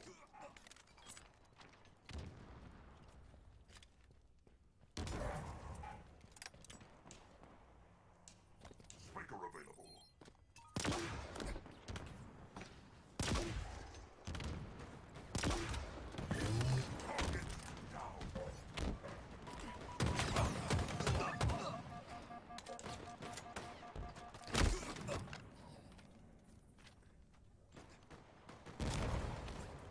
Enemy shields down. Lost a teammate.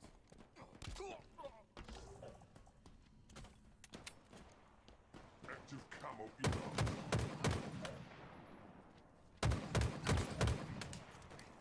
Taking cover. Active camo available.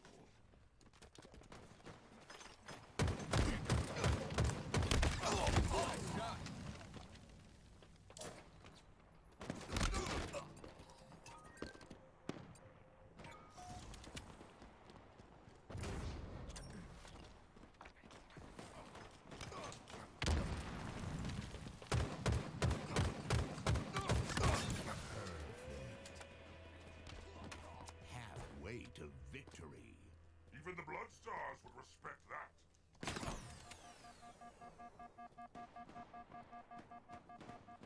Down there.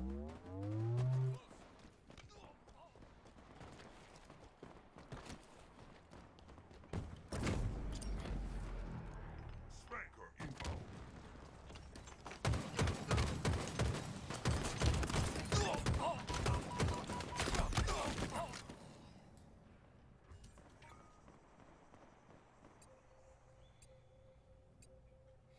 Rockets are available. Tango's closing in.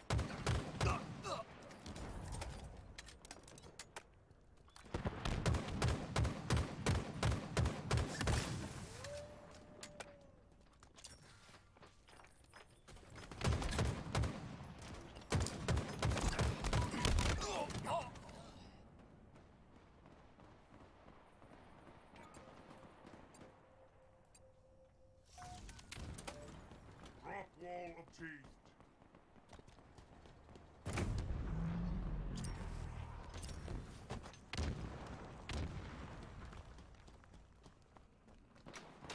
Power items inbound.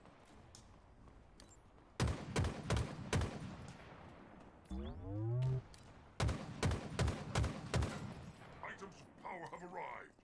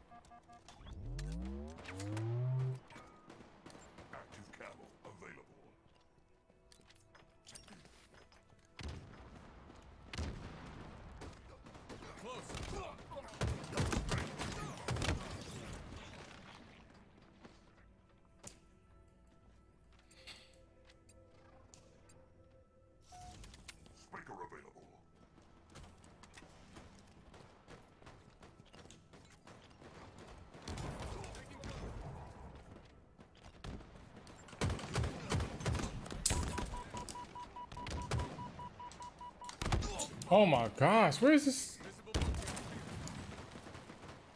Up there.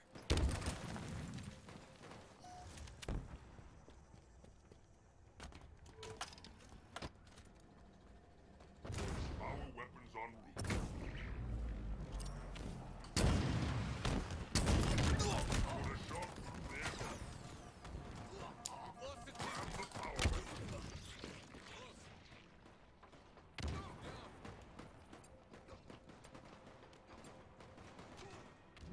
Victory!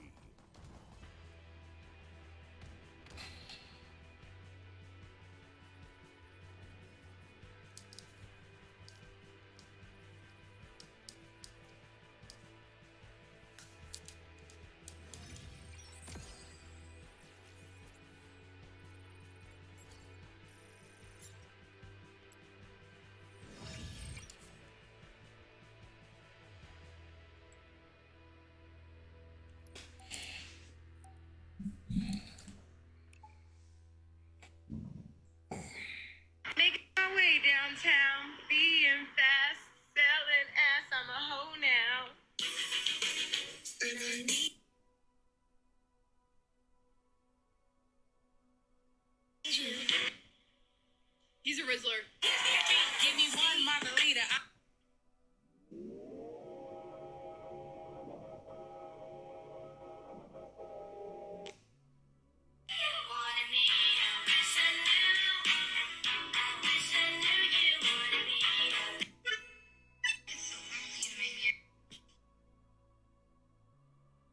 Remember whose walls I built?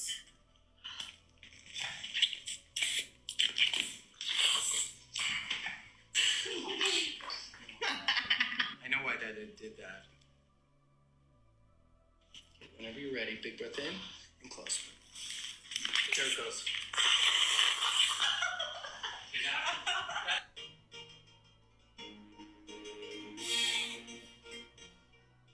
My stomach do this turn and I feel sick without you. My closest friend, my worst. The journey to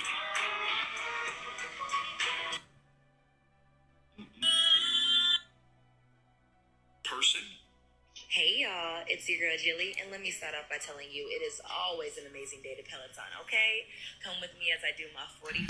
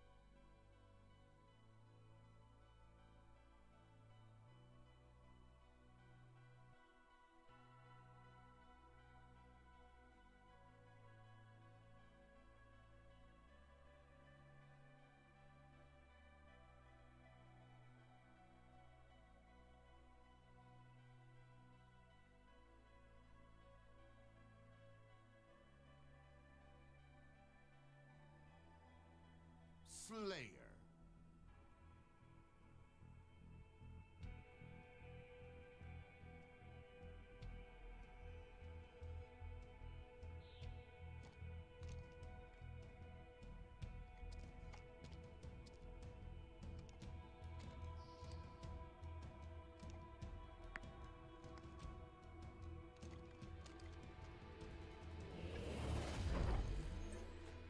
Slay every opponent alive.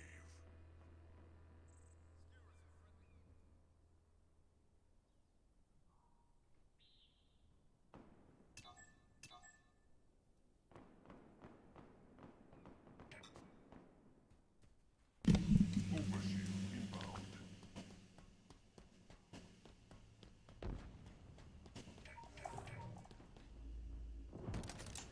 Dynamo grenade. Overshield available.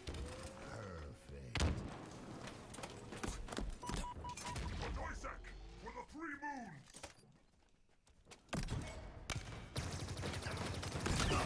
Searing metal, any species.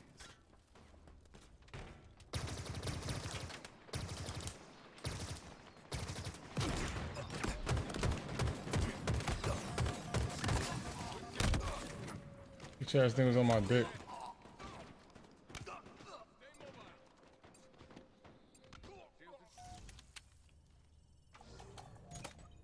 Grapple shot obtained.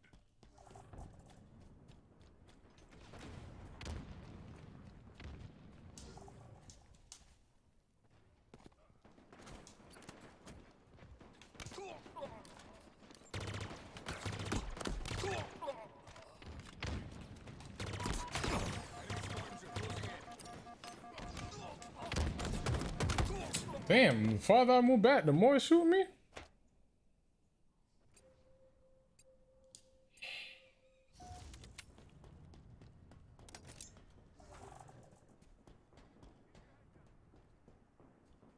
Overshield inbound. Spotted an overshield. Overshield available. We are unstoppable. Goes closing in.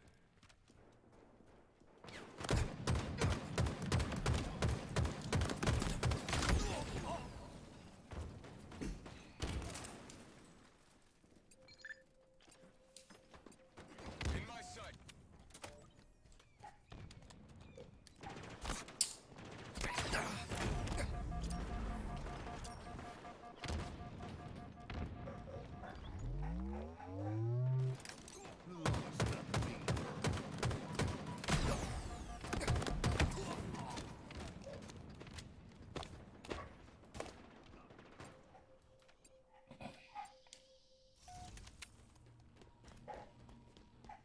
Our weapons en route.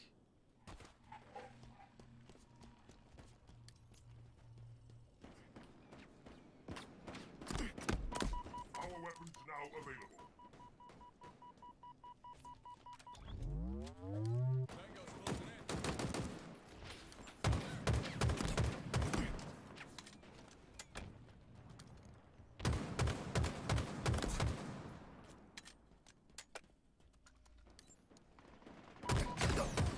Damn.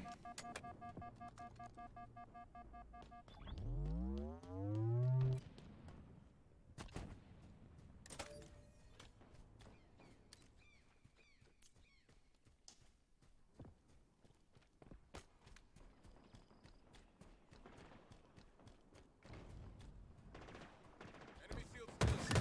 Excellent use of bullets, human. Overshield inbound.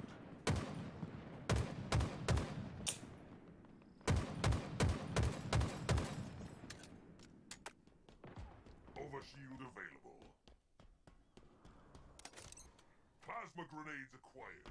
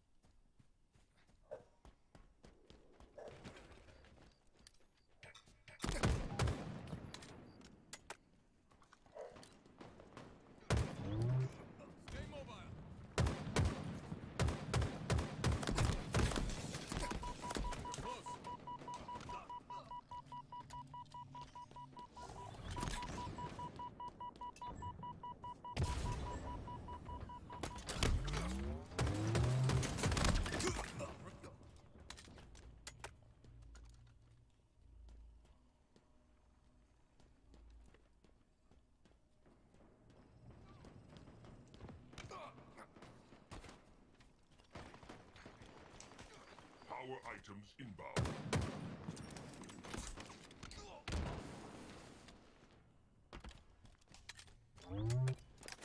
Dynamo grenade. Our items have arrived.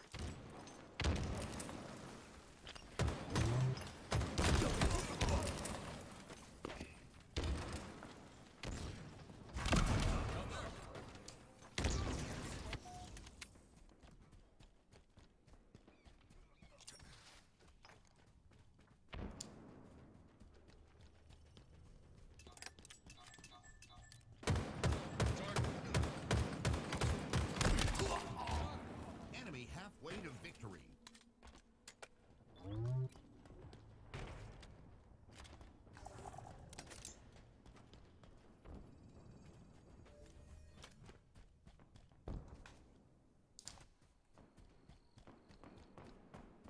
Gained the lead.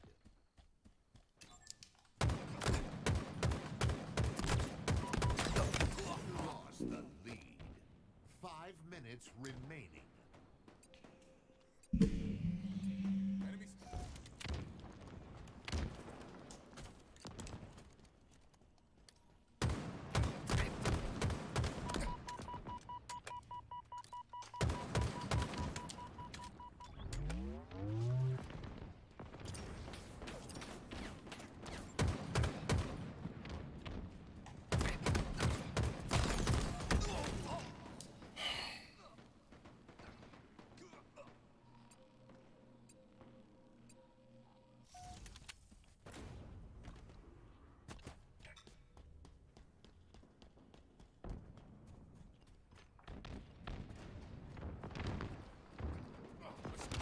Overshield inbound.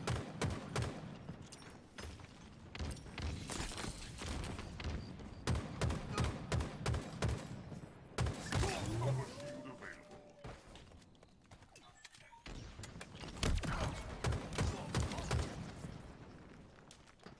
They're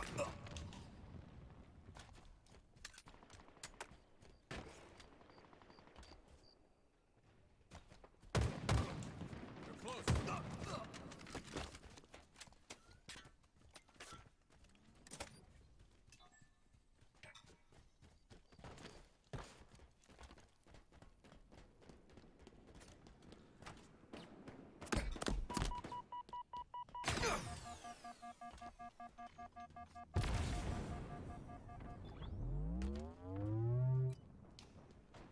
Enemy overshield is active.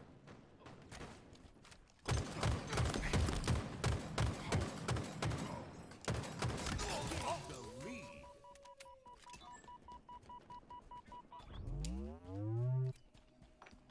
Our weapons have arrived.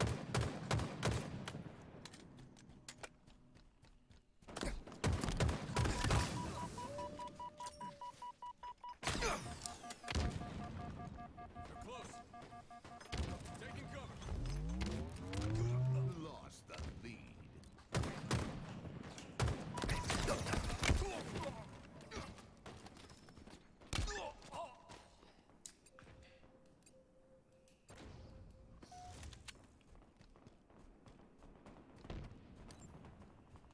Enemy team nearing victory.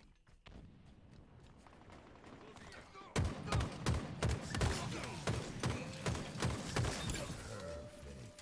Double kill. Overshield inbound. Enemy there. Overshield available.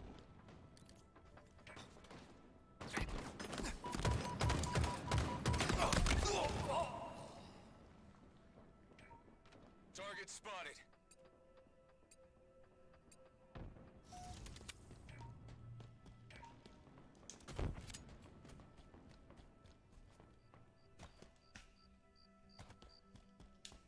Enemy there.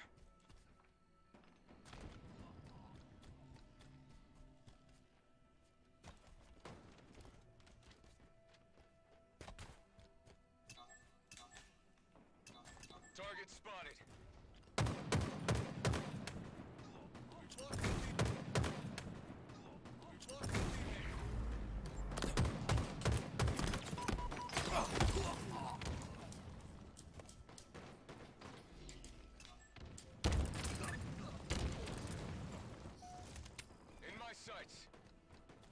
1 minute remaining.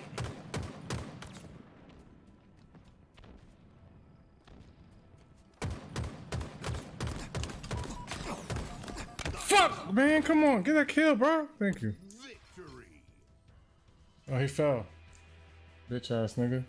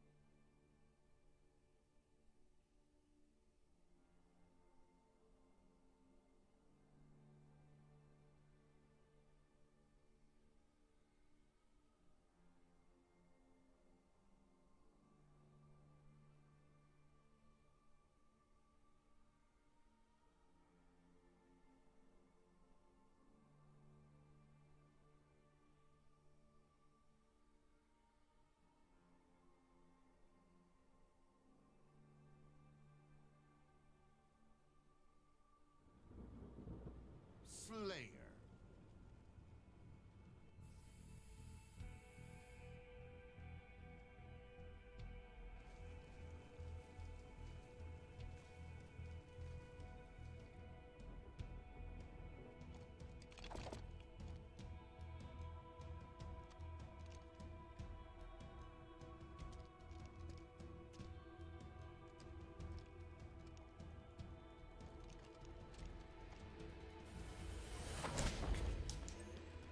My favorite human sport. Kill more to win.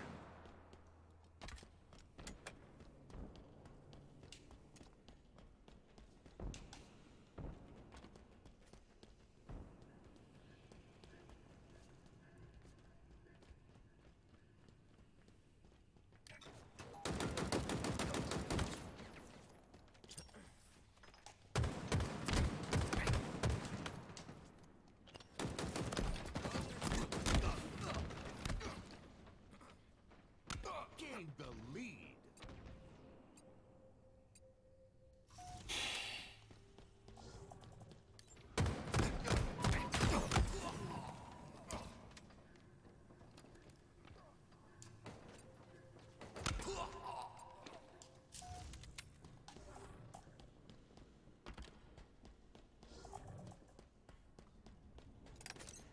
Plasma grenades acquired. Lost a teammate.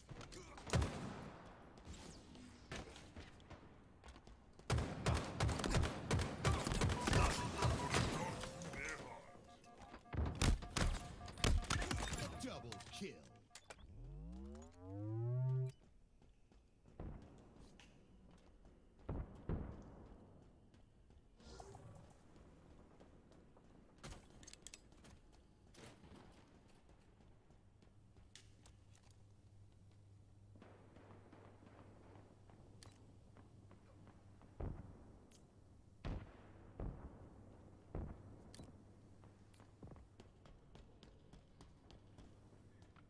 They're mopping us up. Quantum translocator incoming.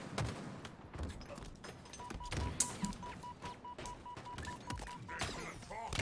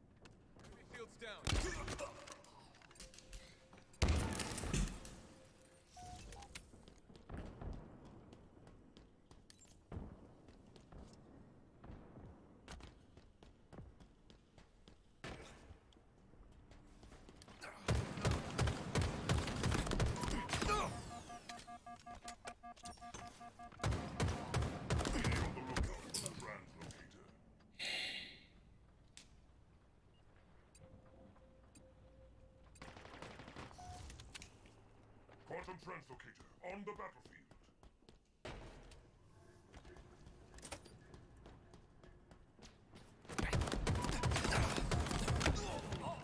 Yo, this nigga just moved, bro. What the fuck is you doing?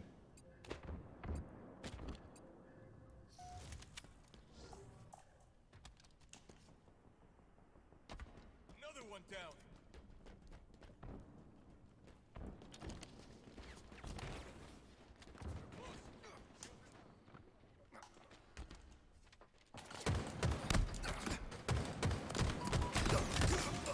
Substitute for hot metal.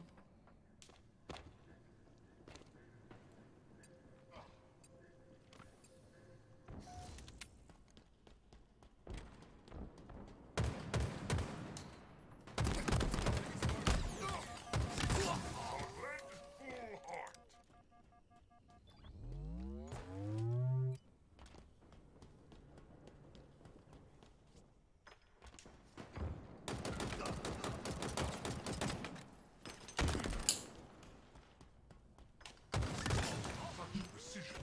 I like it. Double kill. These other niggas is fucking like.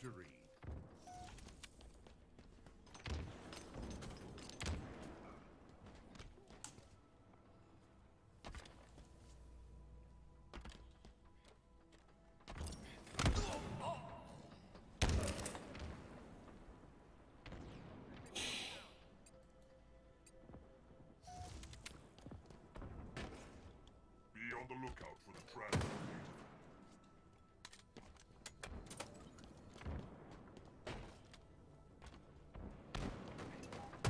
Quantum translocator on the battlefield.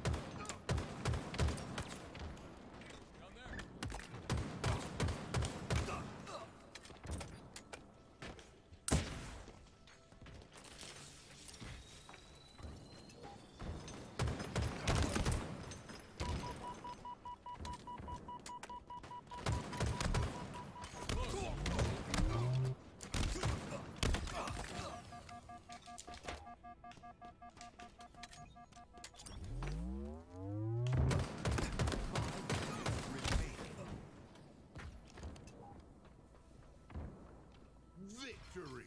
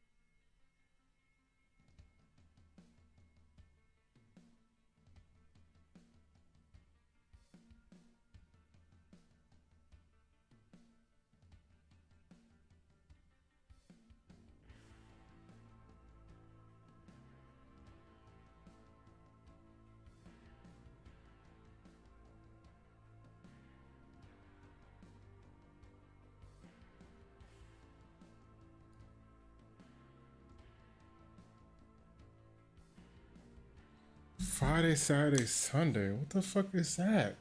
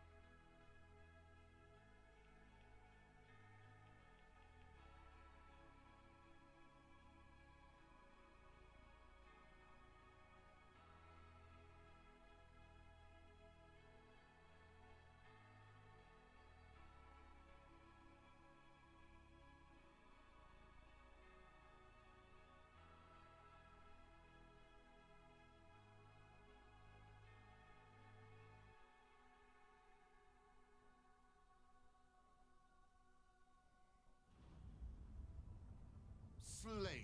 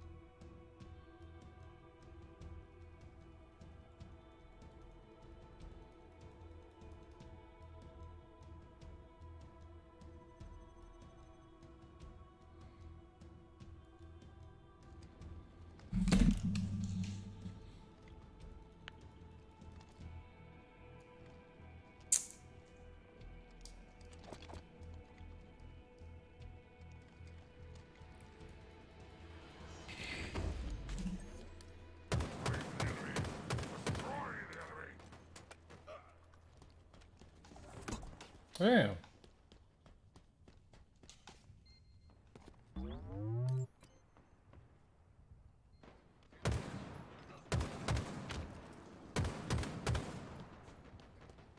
Taking cover.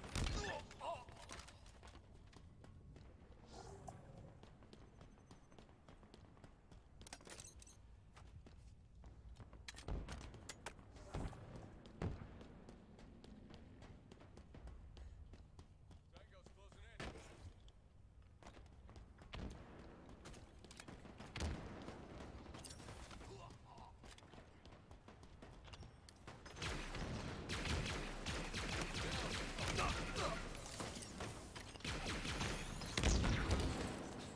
Down there.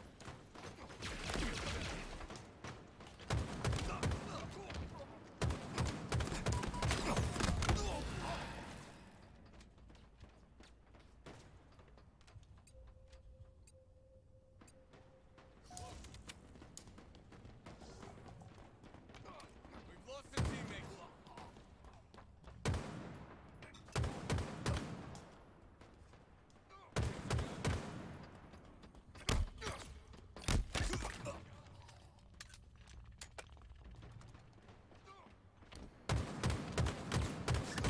Put a shot through their hearts.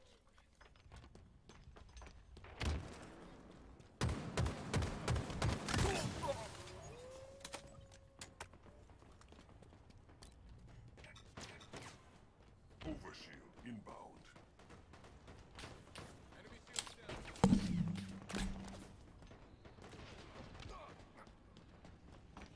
Overshield available. Tango's closing in. Overshield's on the field.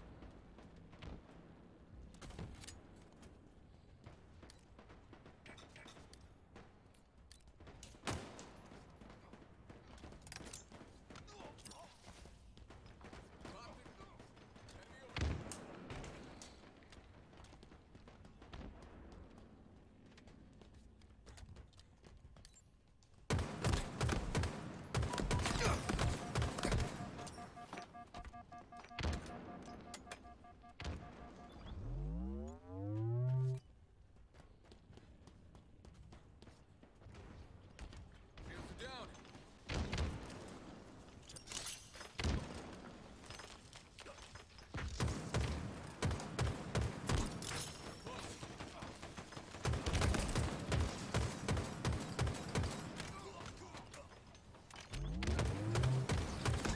A simple approach, a fine kill.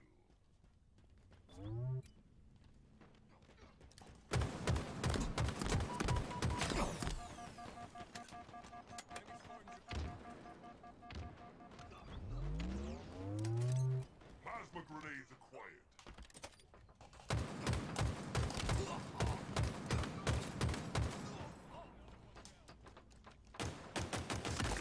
Killing spree. Way to victory.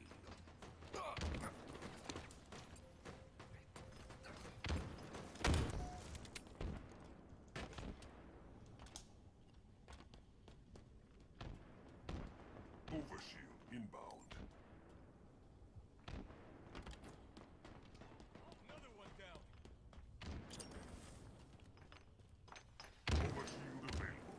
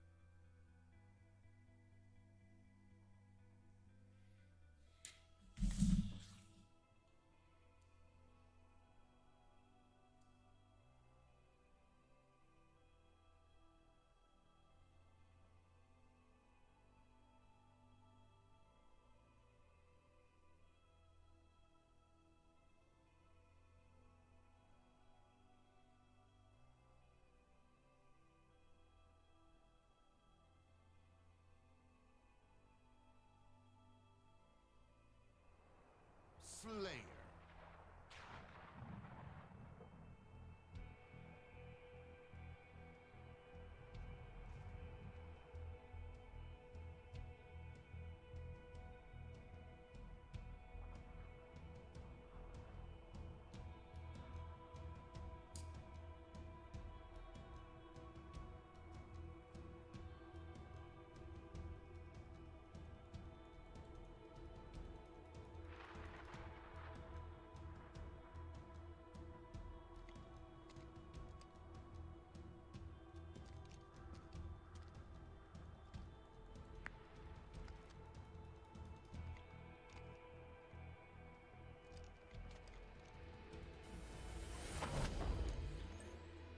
Slay every opponent alive.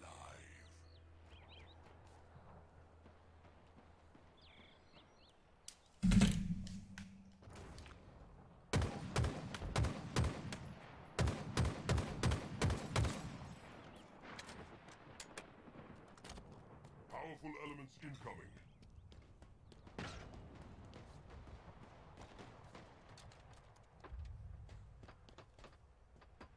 Items of power have arrived.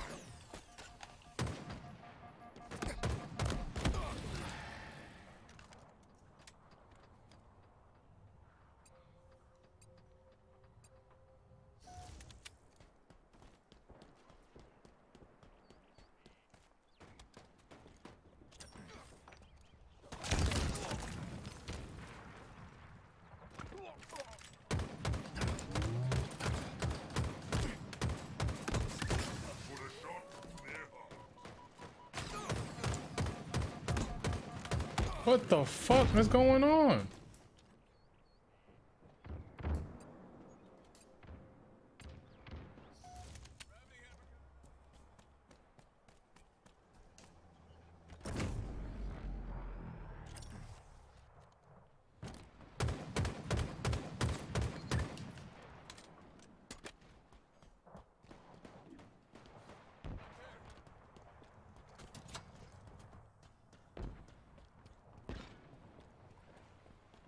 Another one down. Lost the lead.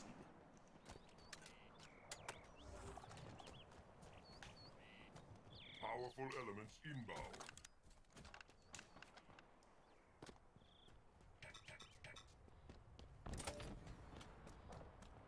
Power items have arrived.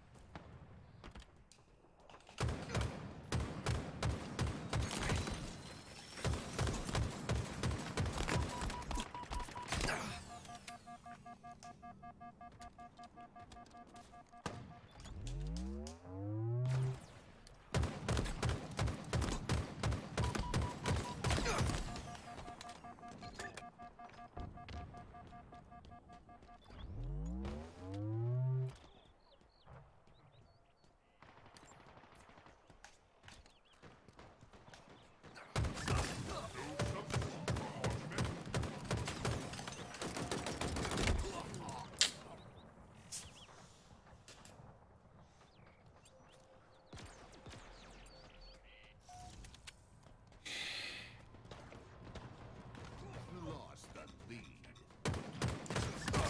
Simple approach. A fine kill. Gained the lead.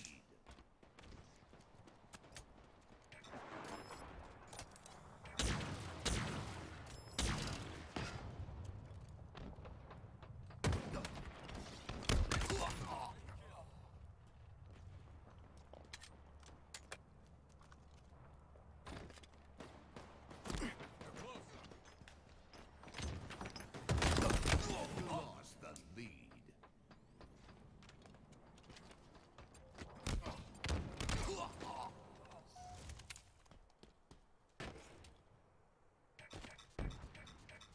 Power items inbound.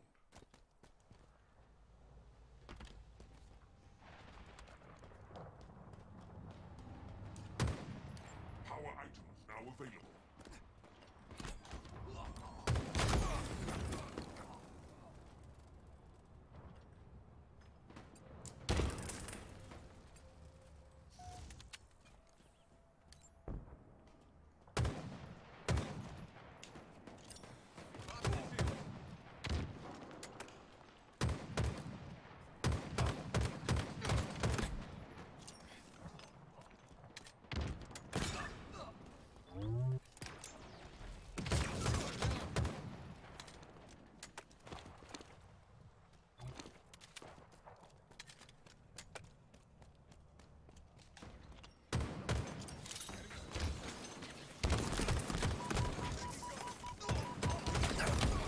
Come on, man. What is y'all doing, bro?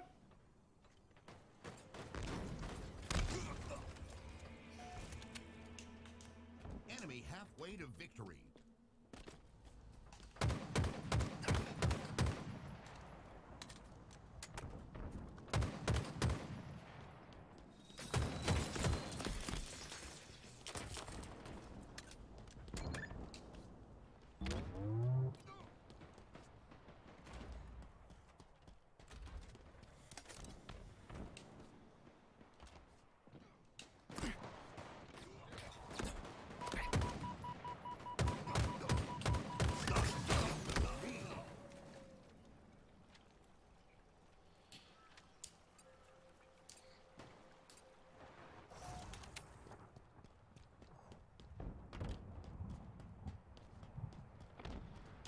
Gained the lead. Powerful elements inbound.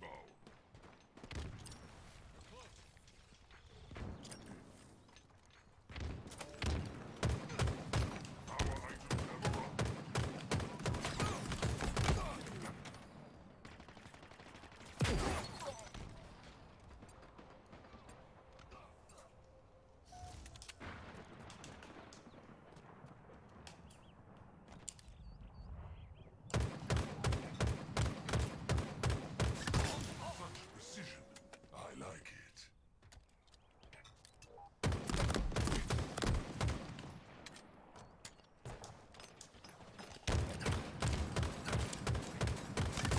Searing metal works on any species.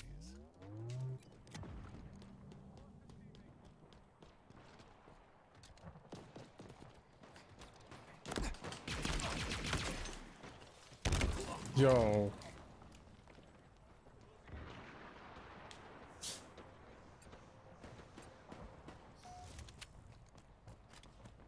Five minutes remaining.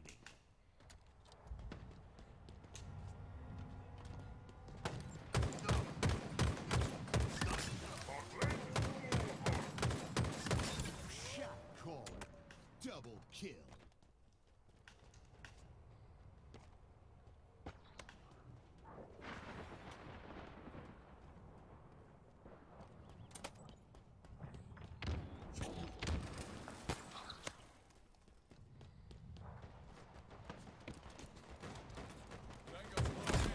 No substitute for hot metal.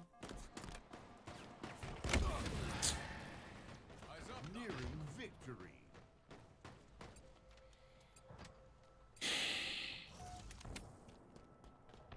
Powerful elements incoming.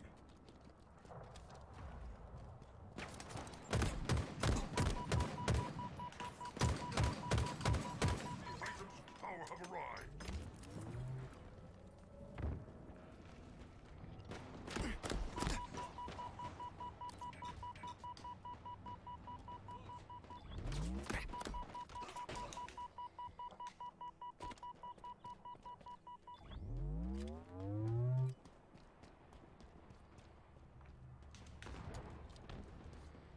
In my sight.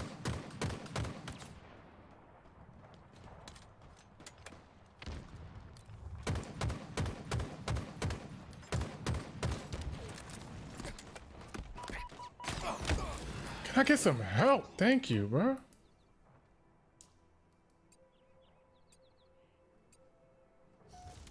Enemy there.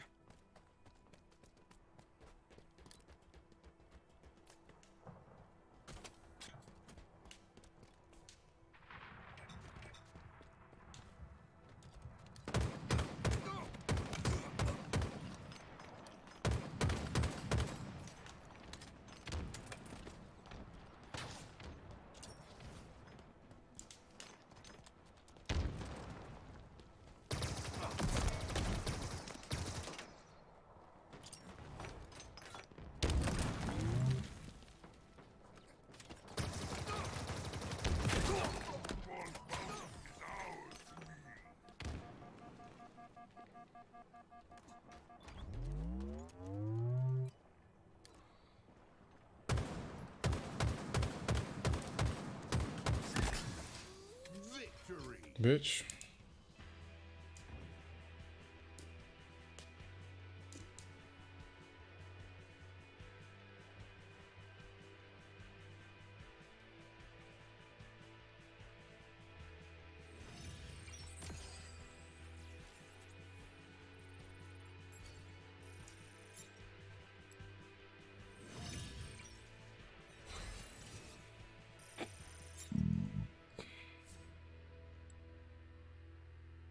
All right, so 5. Let's go.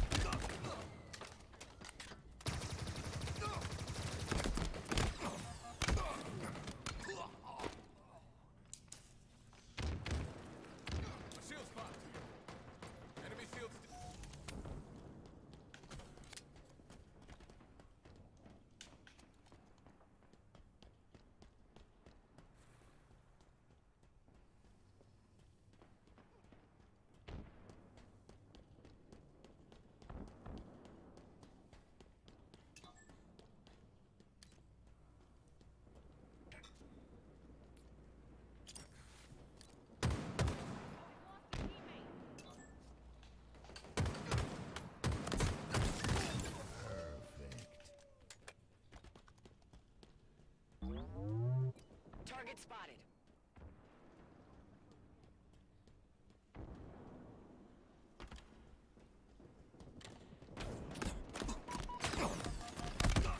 Down there.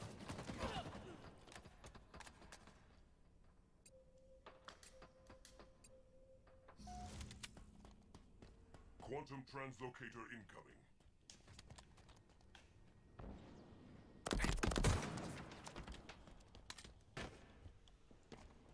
We must acquire the quantum translocator.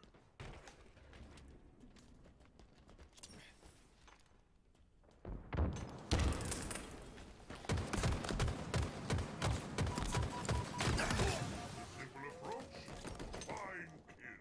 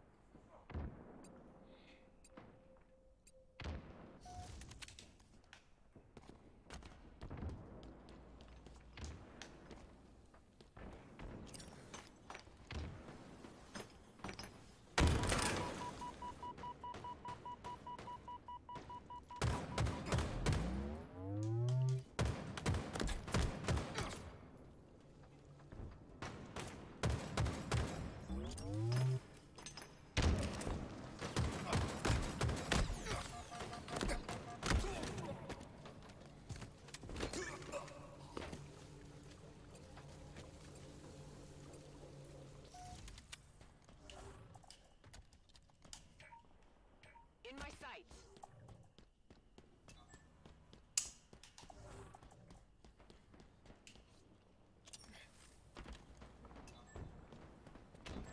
Enemy there.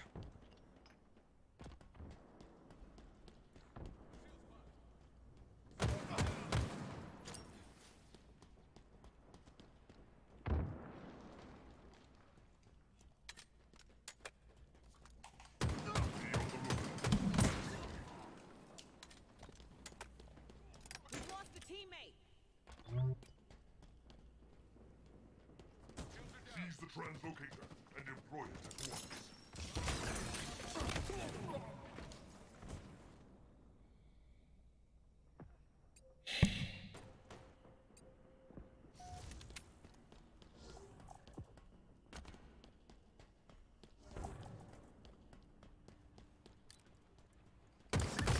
No substitute for hot metal. Let's see them follow us now.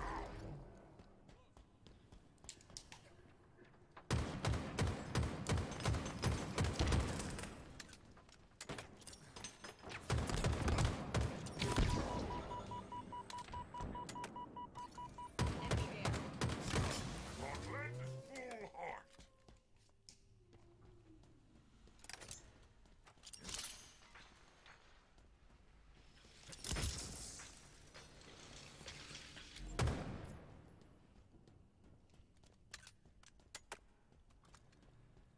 Target spotted. In my sights.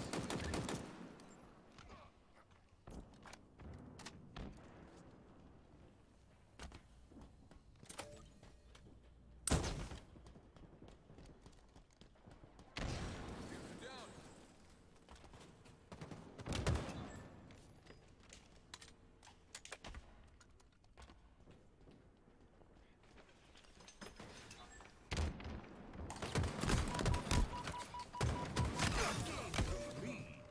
Tango's closing in.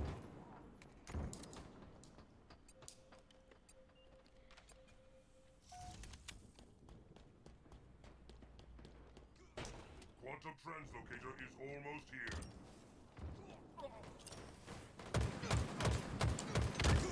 Excellent toss, Cuban. Double kill. Quantum translocator on the battlefield.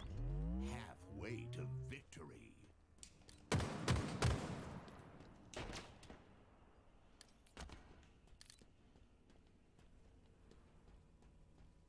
In my sights.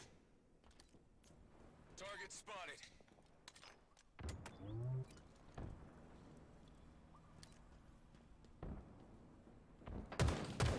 Enemy there.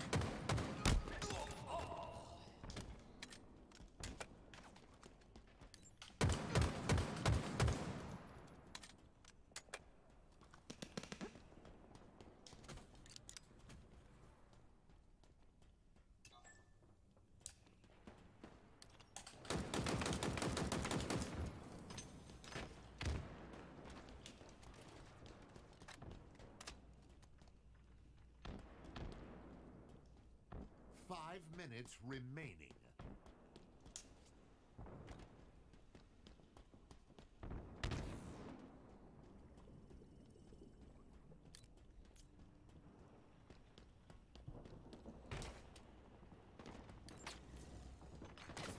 Keep your head down.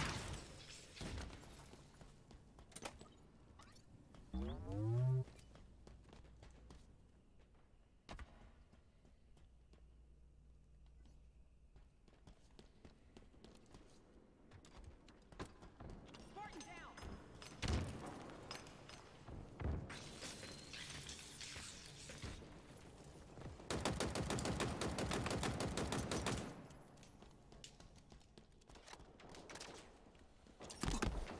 Be on the lookout for the translocator.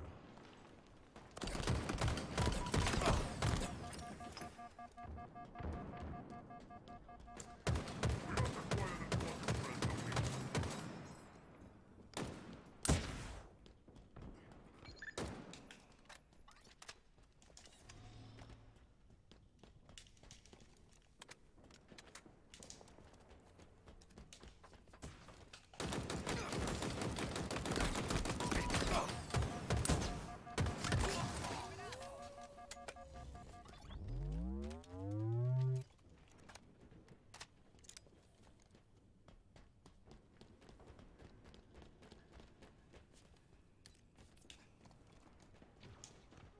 Another one down.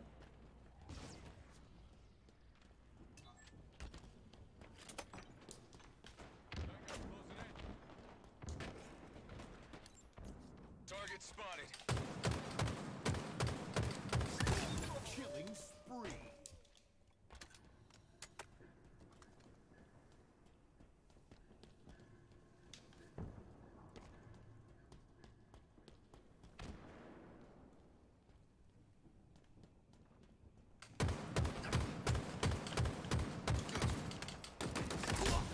Respectable firepower.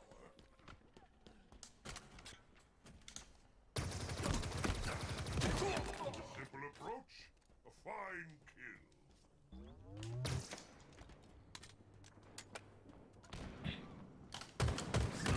Victory.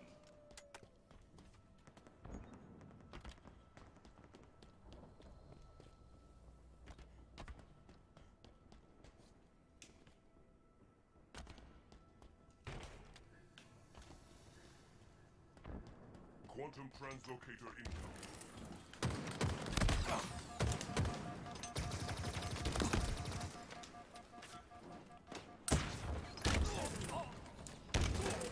Enemy got a multi-kill.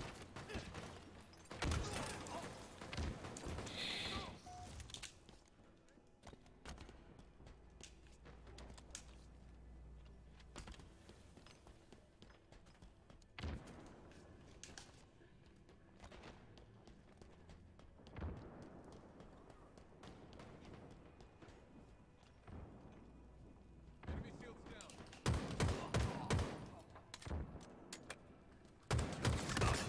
Simple approach, a fine kill.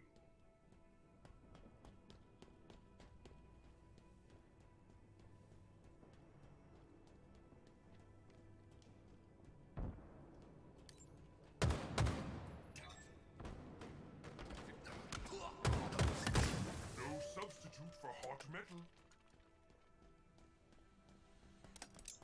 1 minute remaining.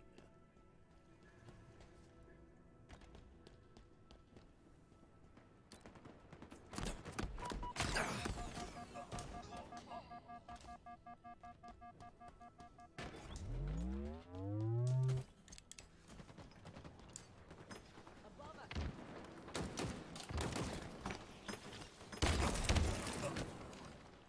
Victory.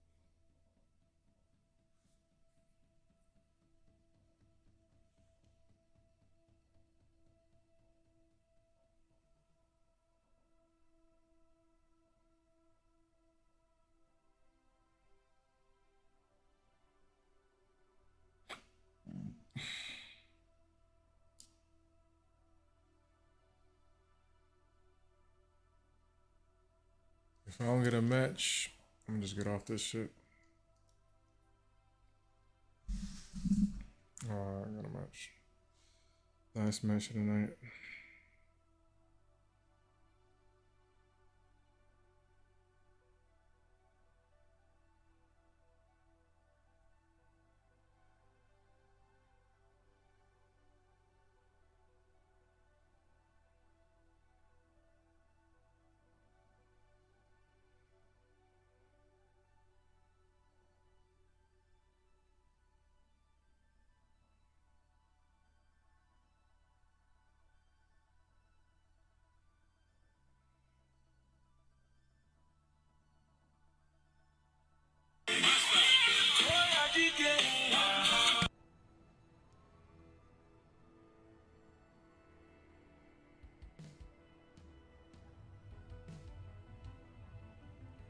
Yeah, this is actually a pretty fun game mode. Dig it.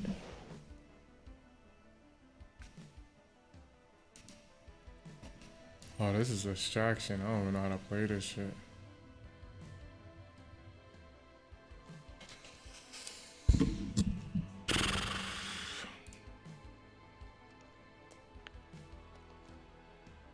Wow, we look very similar.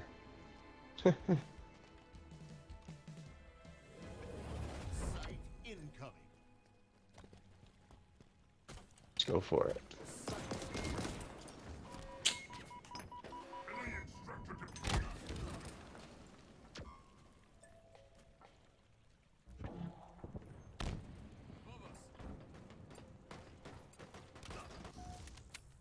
Hey, we gotta get that extraction. Let's get on it.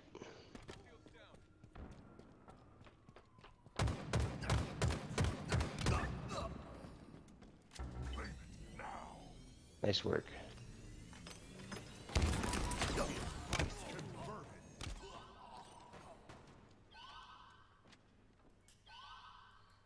I'll try to mark enemies as quick as I can.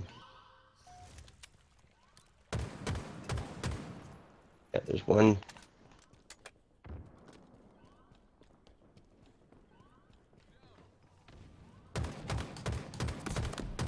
Shit. Searing metal works on any species.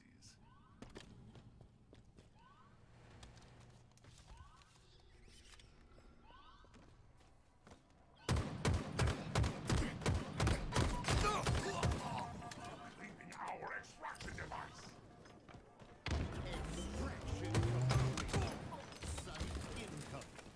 Hell yeah. Nice work, guys.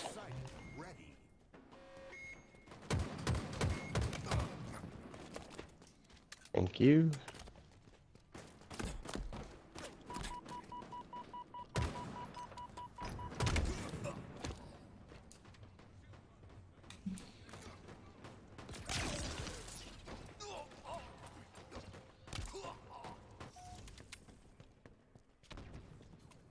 The enemy is readying an extractor. Sprinkler available.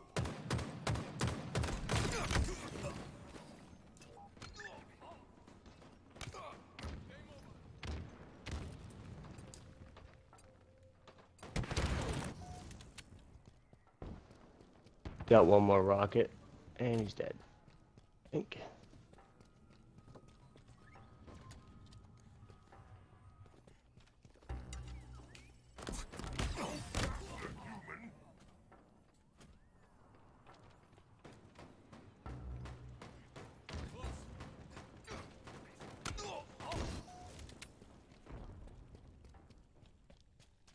There's one left. Two left, sorry. Shit.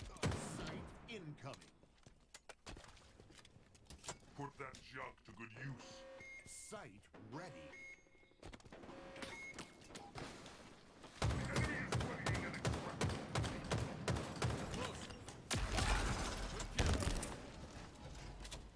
An ally is deploying the extraction.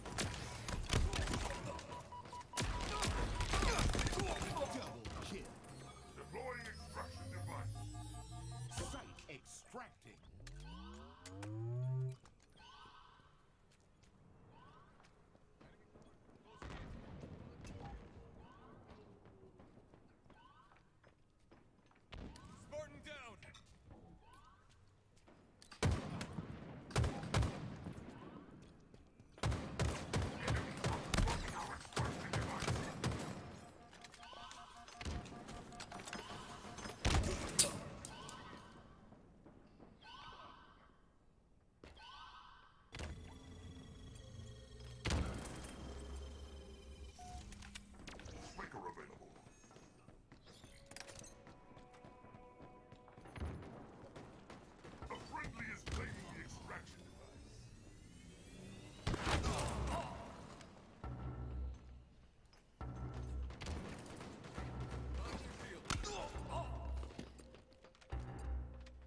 Get the extraction. Why'd you just run by it?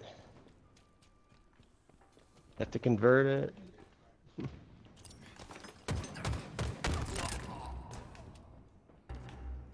Go faster, human!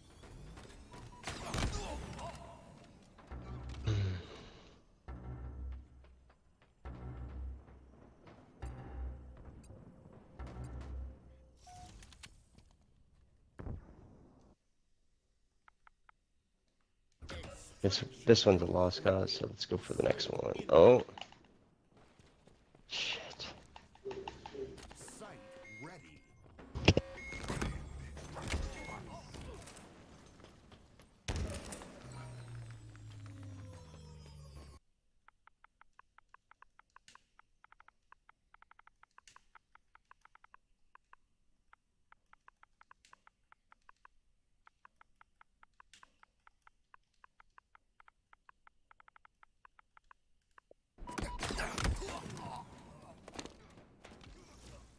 Like, where's the help, bro? What are y'all doing? Extract.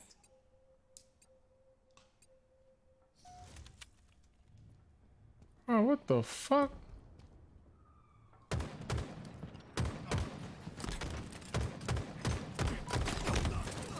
He's camping in the bush.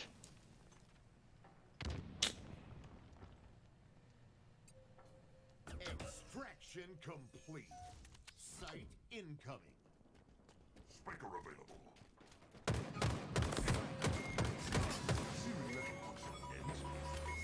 Deploying extraction device. Site extract. There we go. Yeah, I'm dead. Sorry, guys.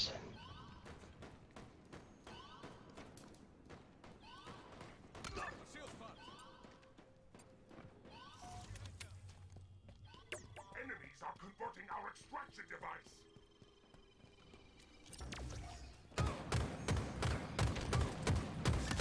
Put a gun through their heart.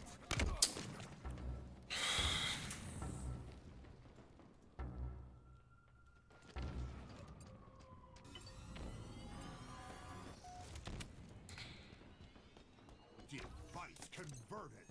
Plasma grenade contained. There we go. 5 minutes remaining.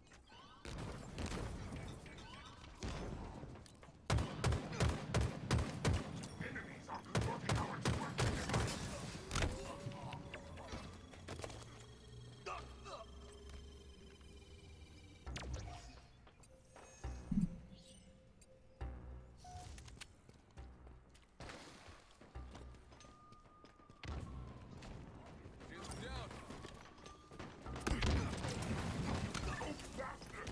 Alright, do it. Oh shit.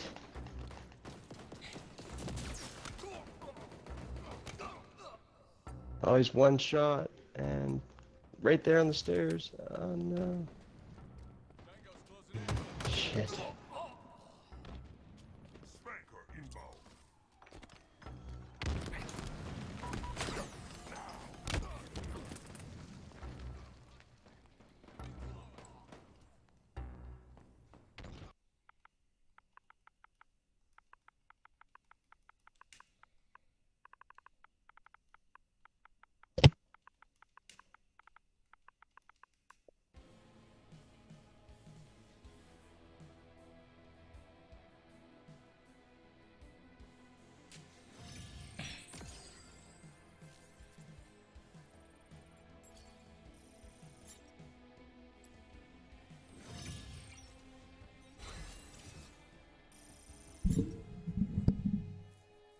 Yo, that team was so bad. Like, what was they doing?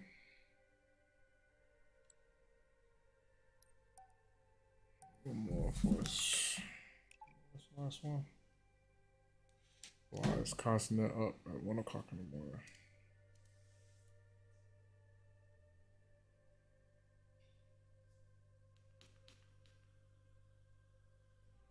Fuck that, nigga. I'm playing Spider-Man. Alright? I'm gonna holler at y'all niggas, bro. Y'all niggas be good. I'm gonna give y'all a little outro real quick on some shit.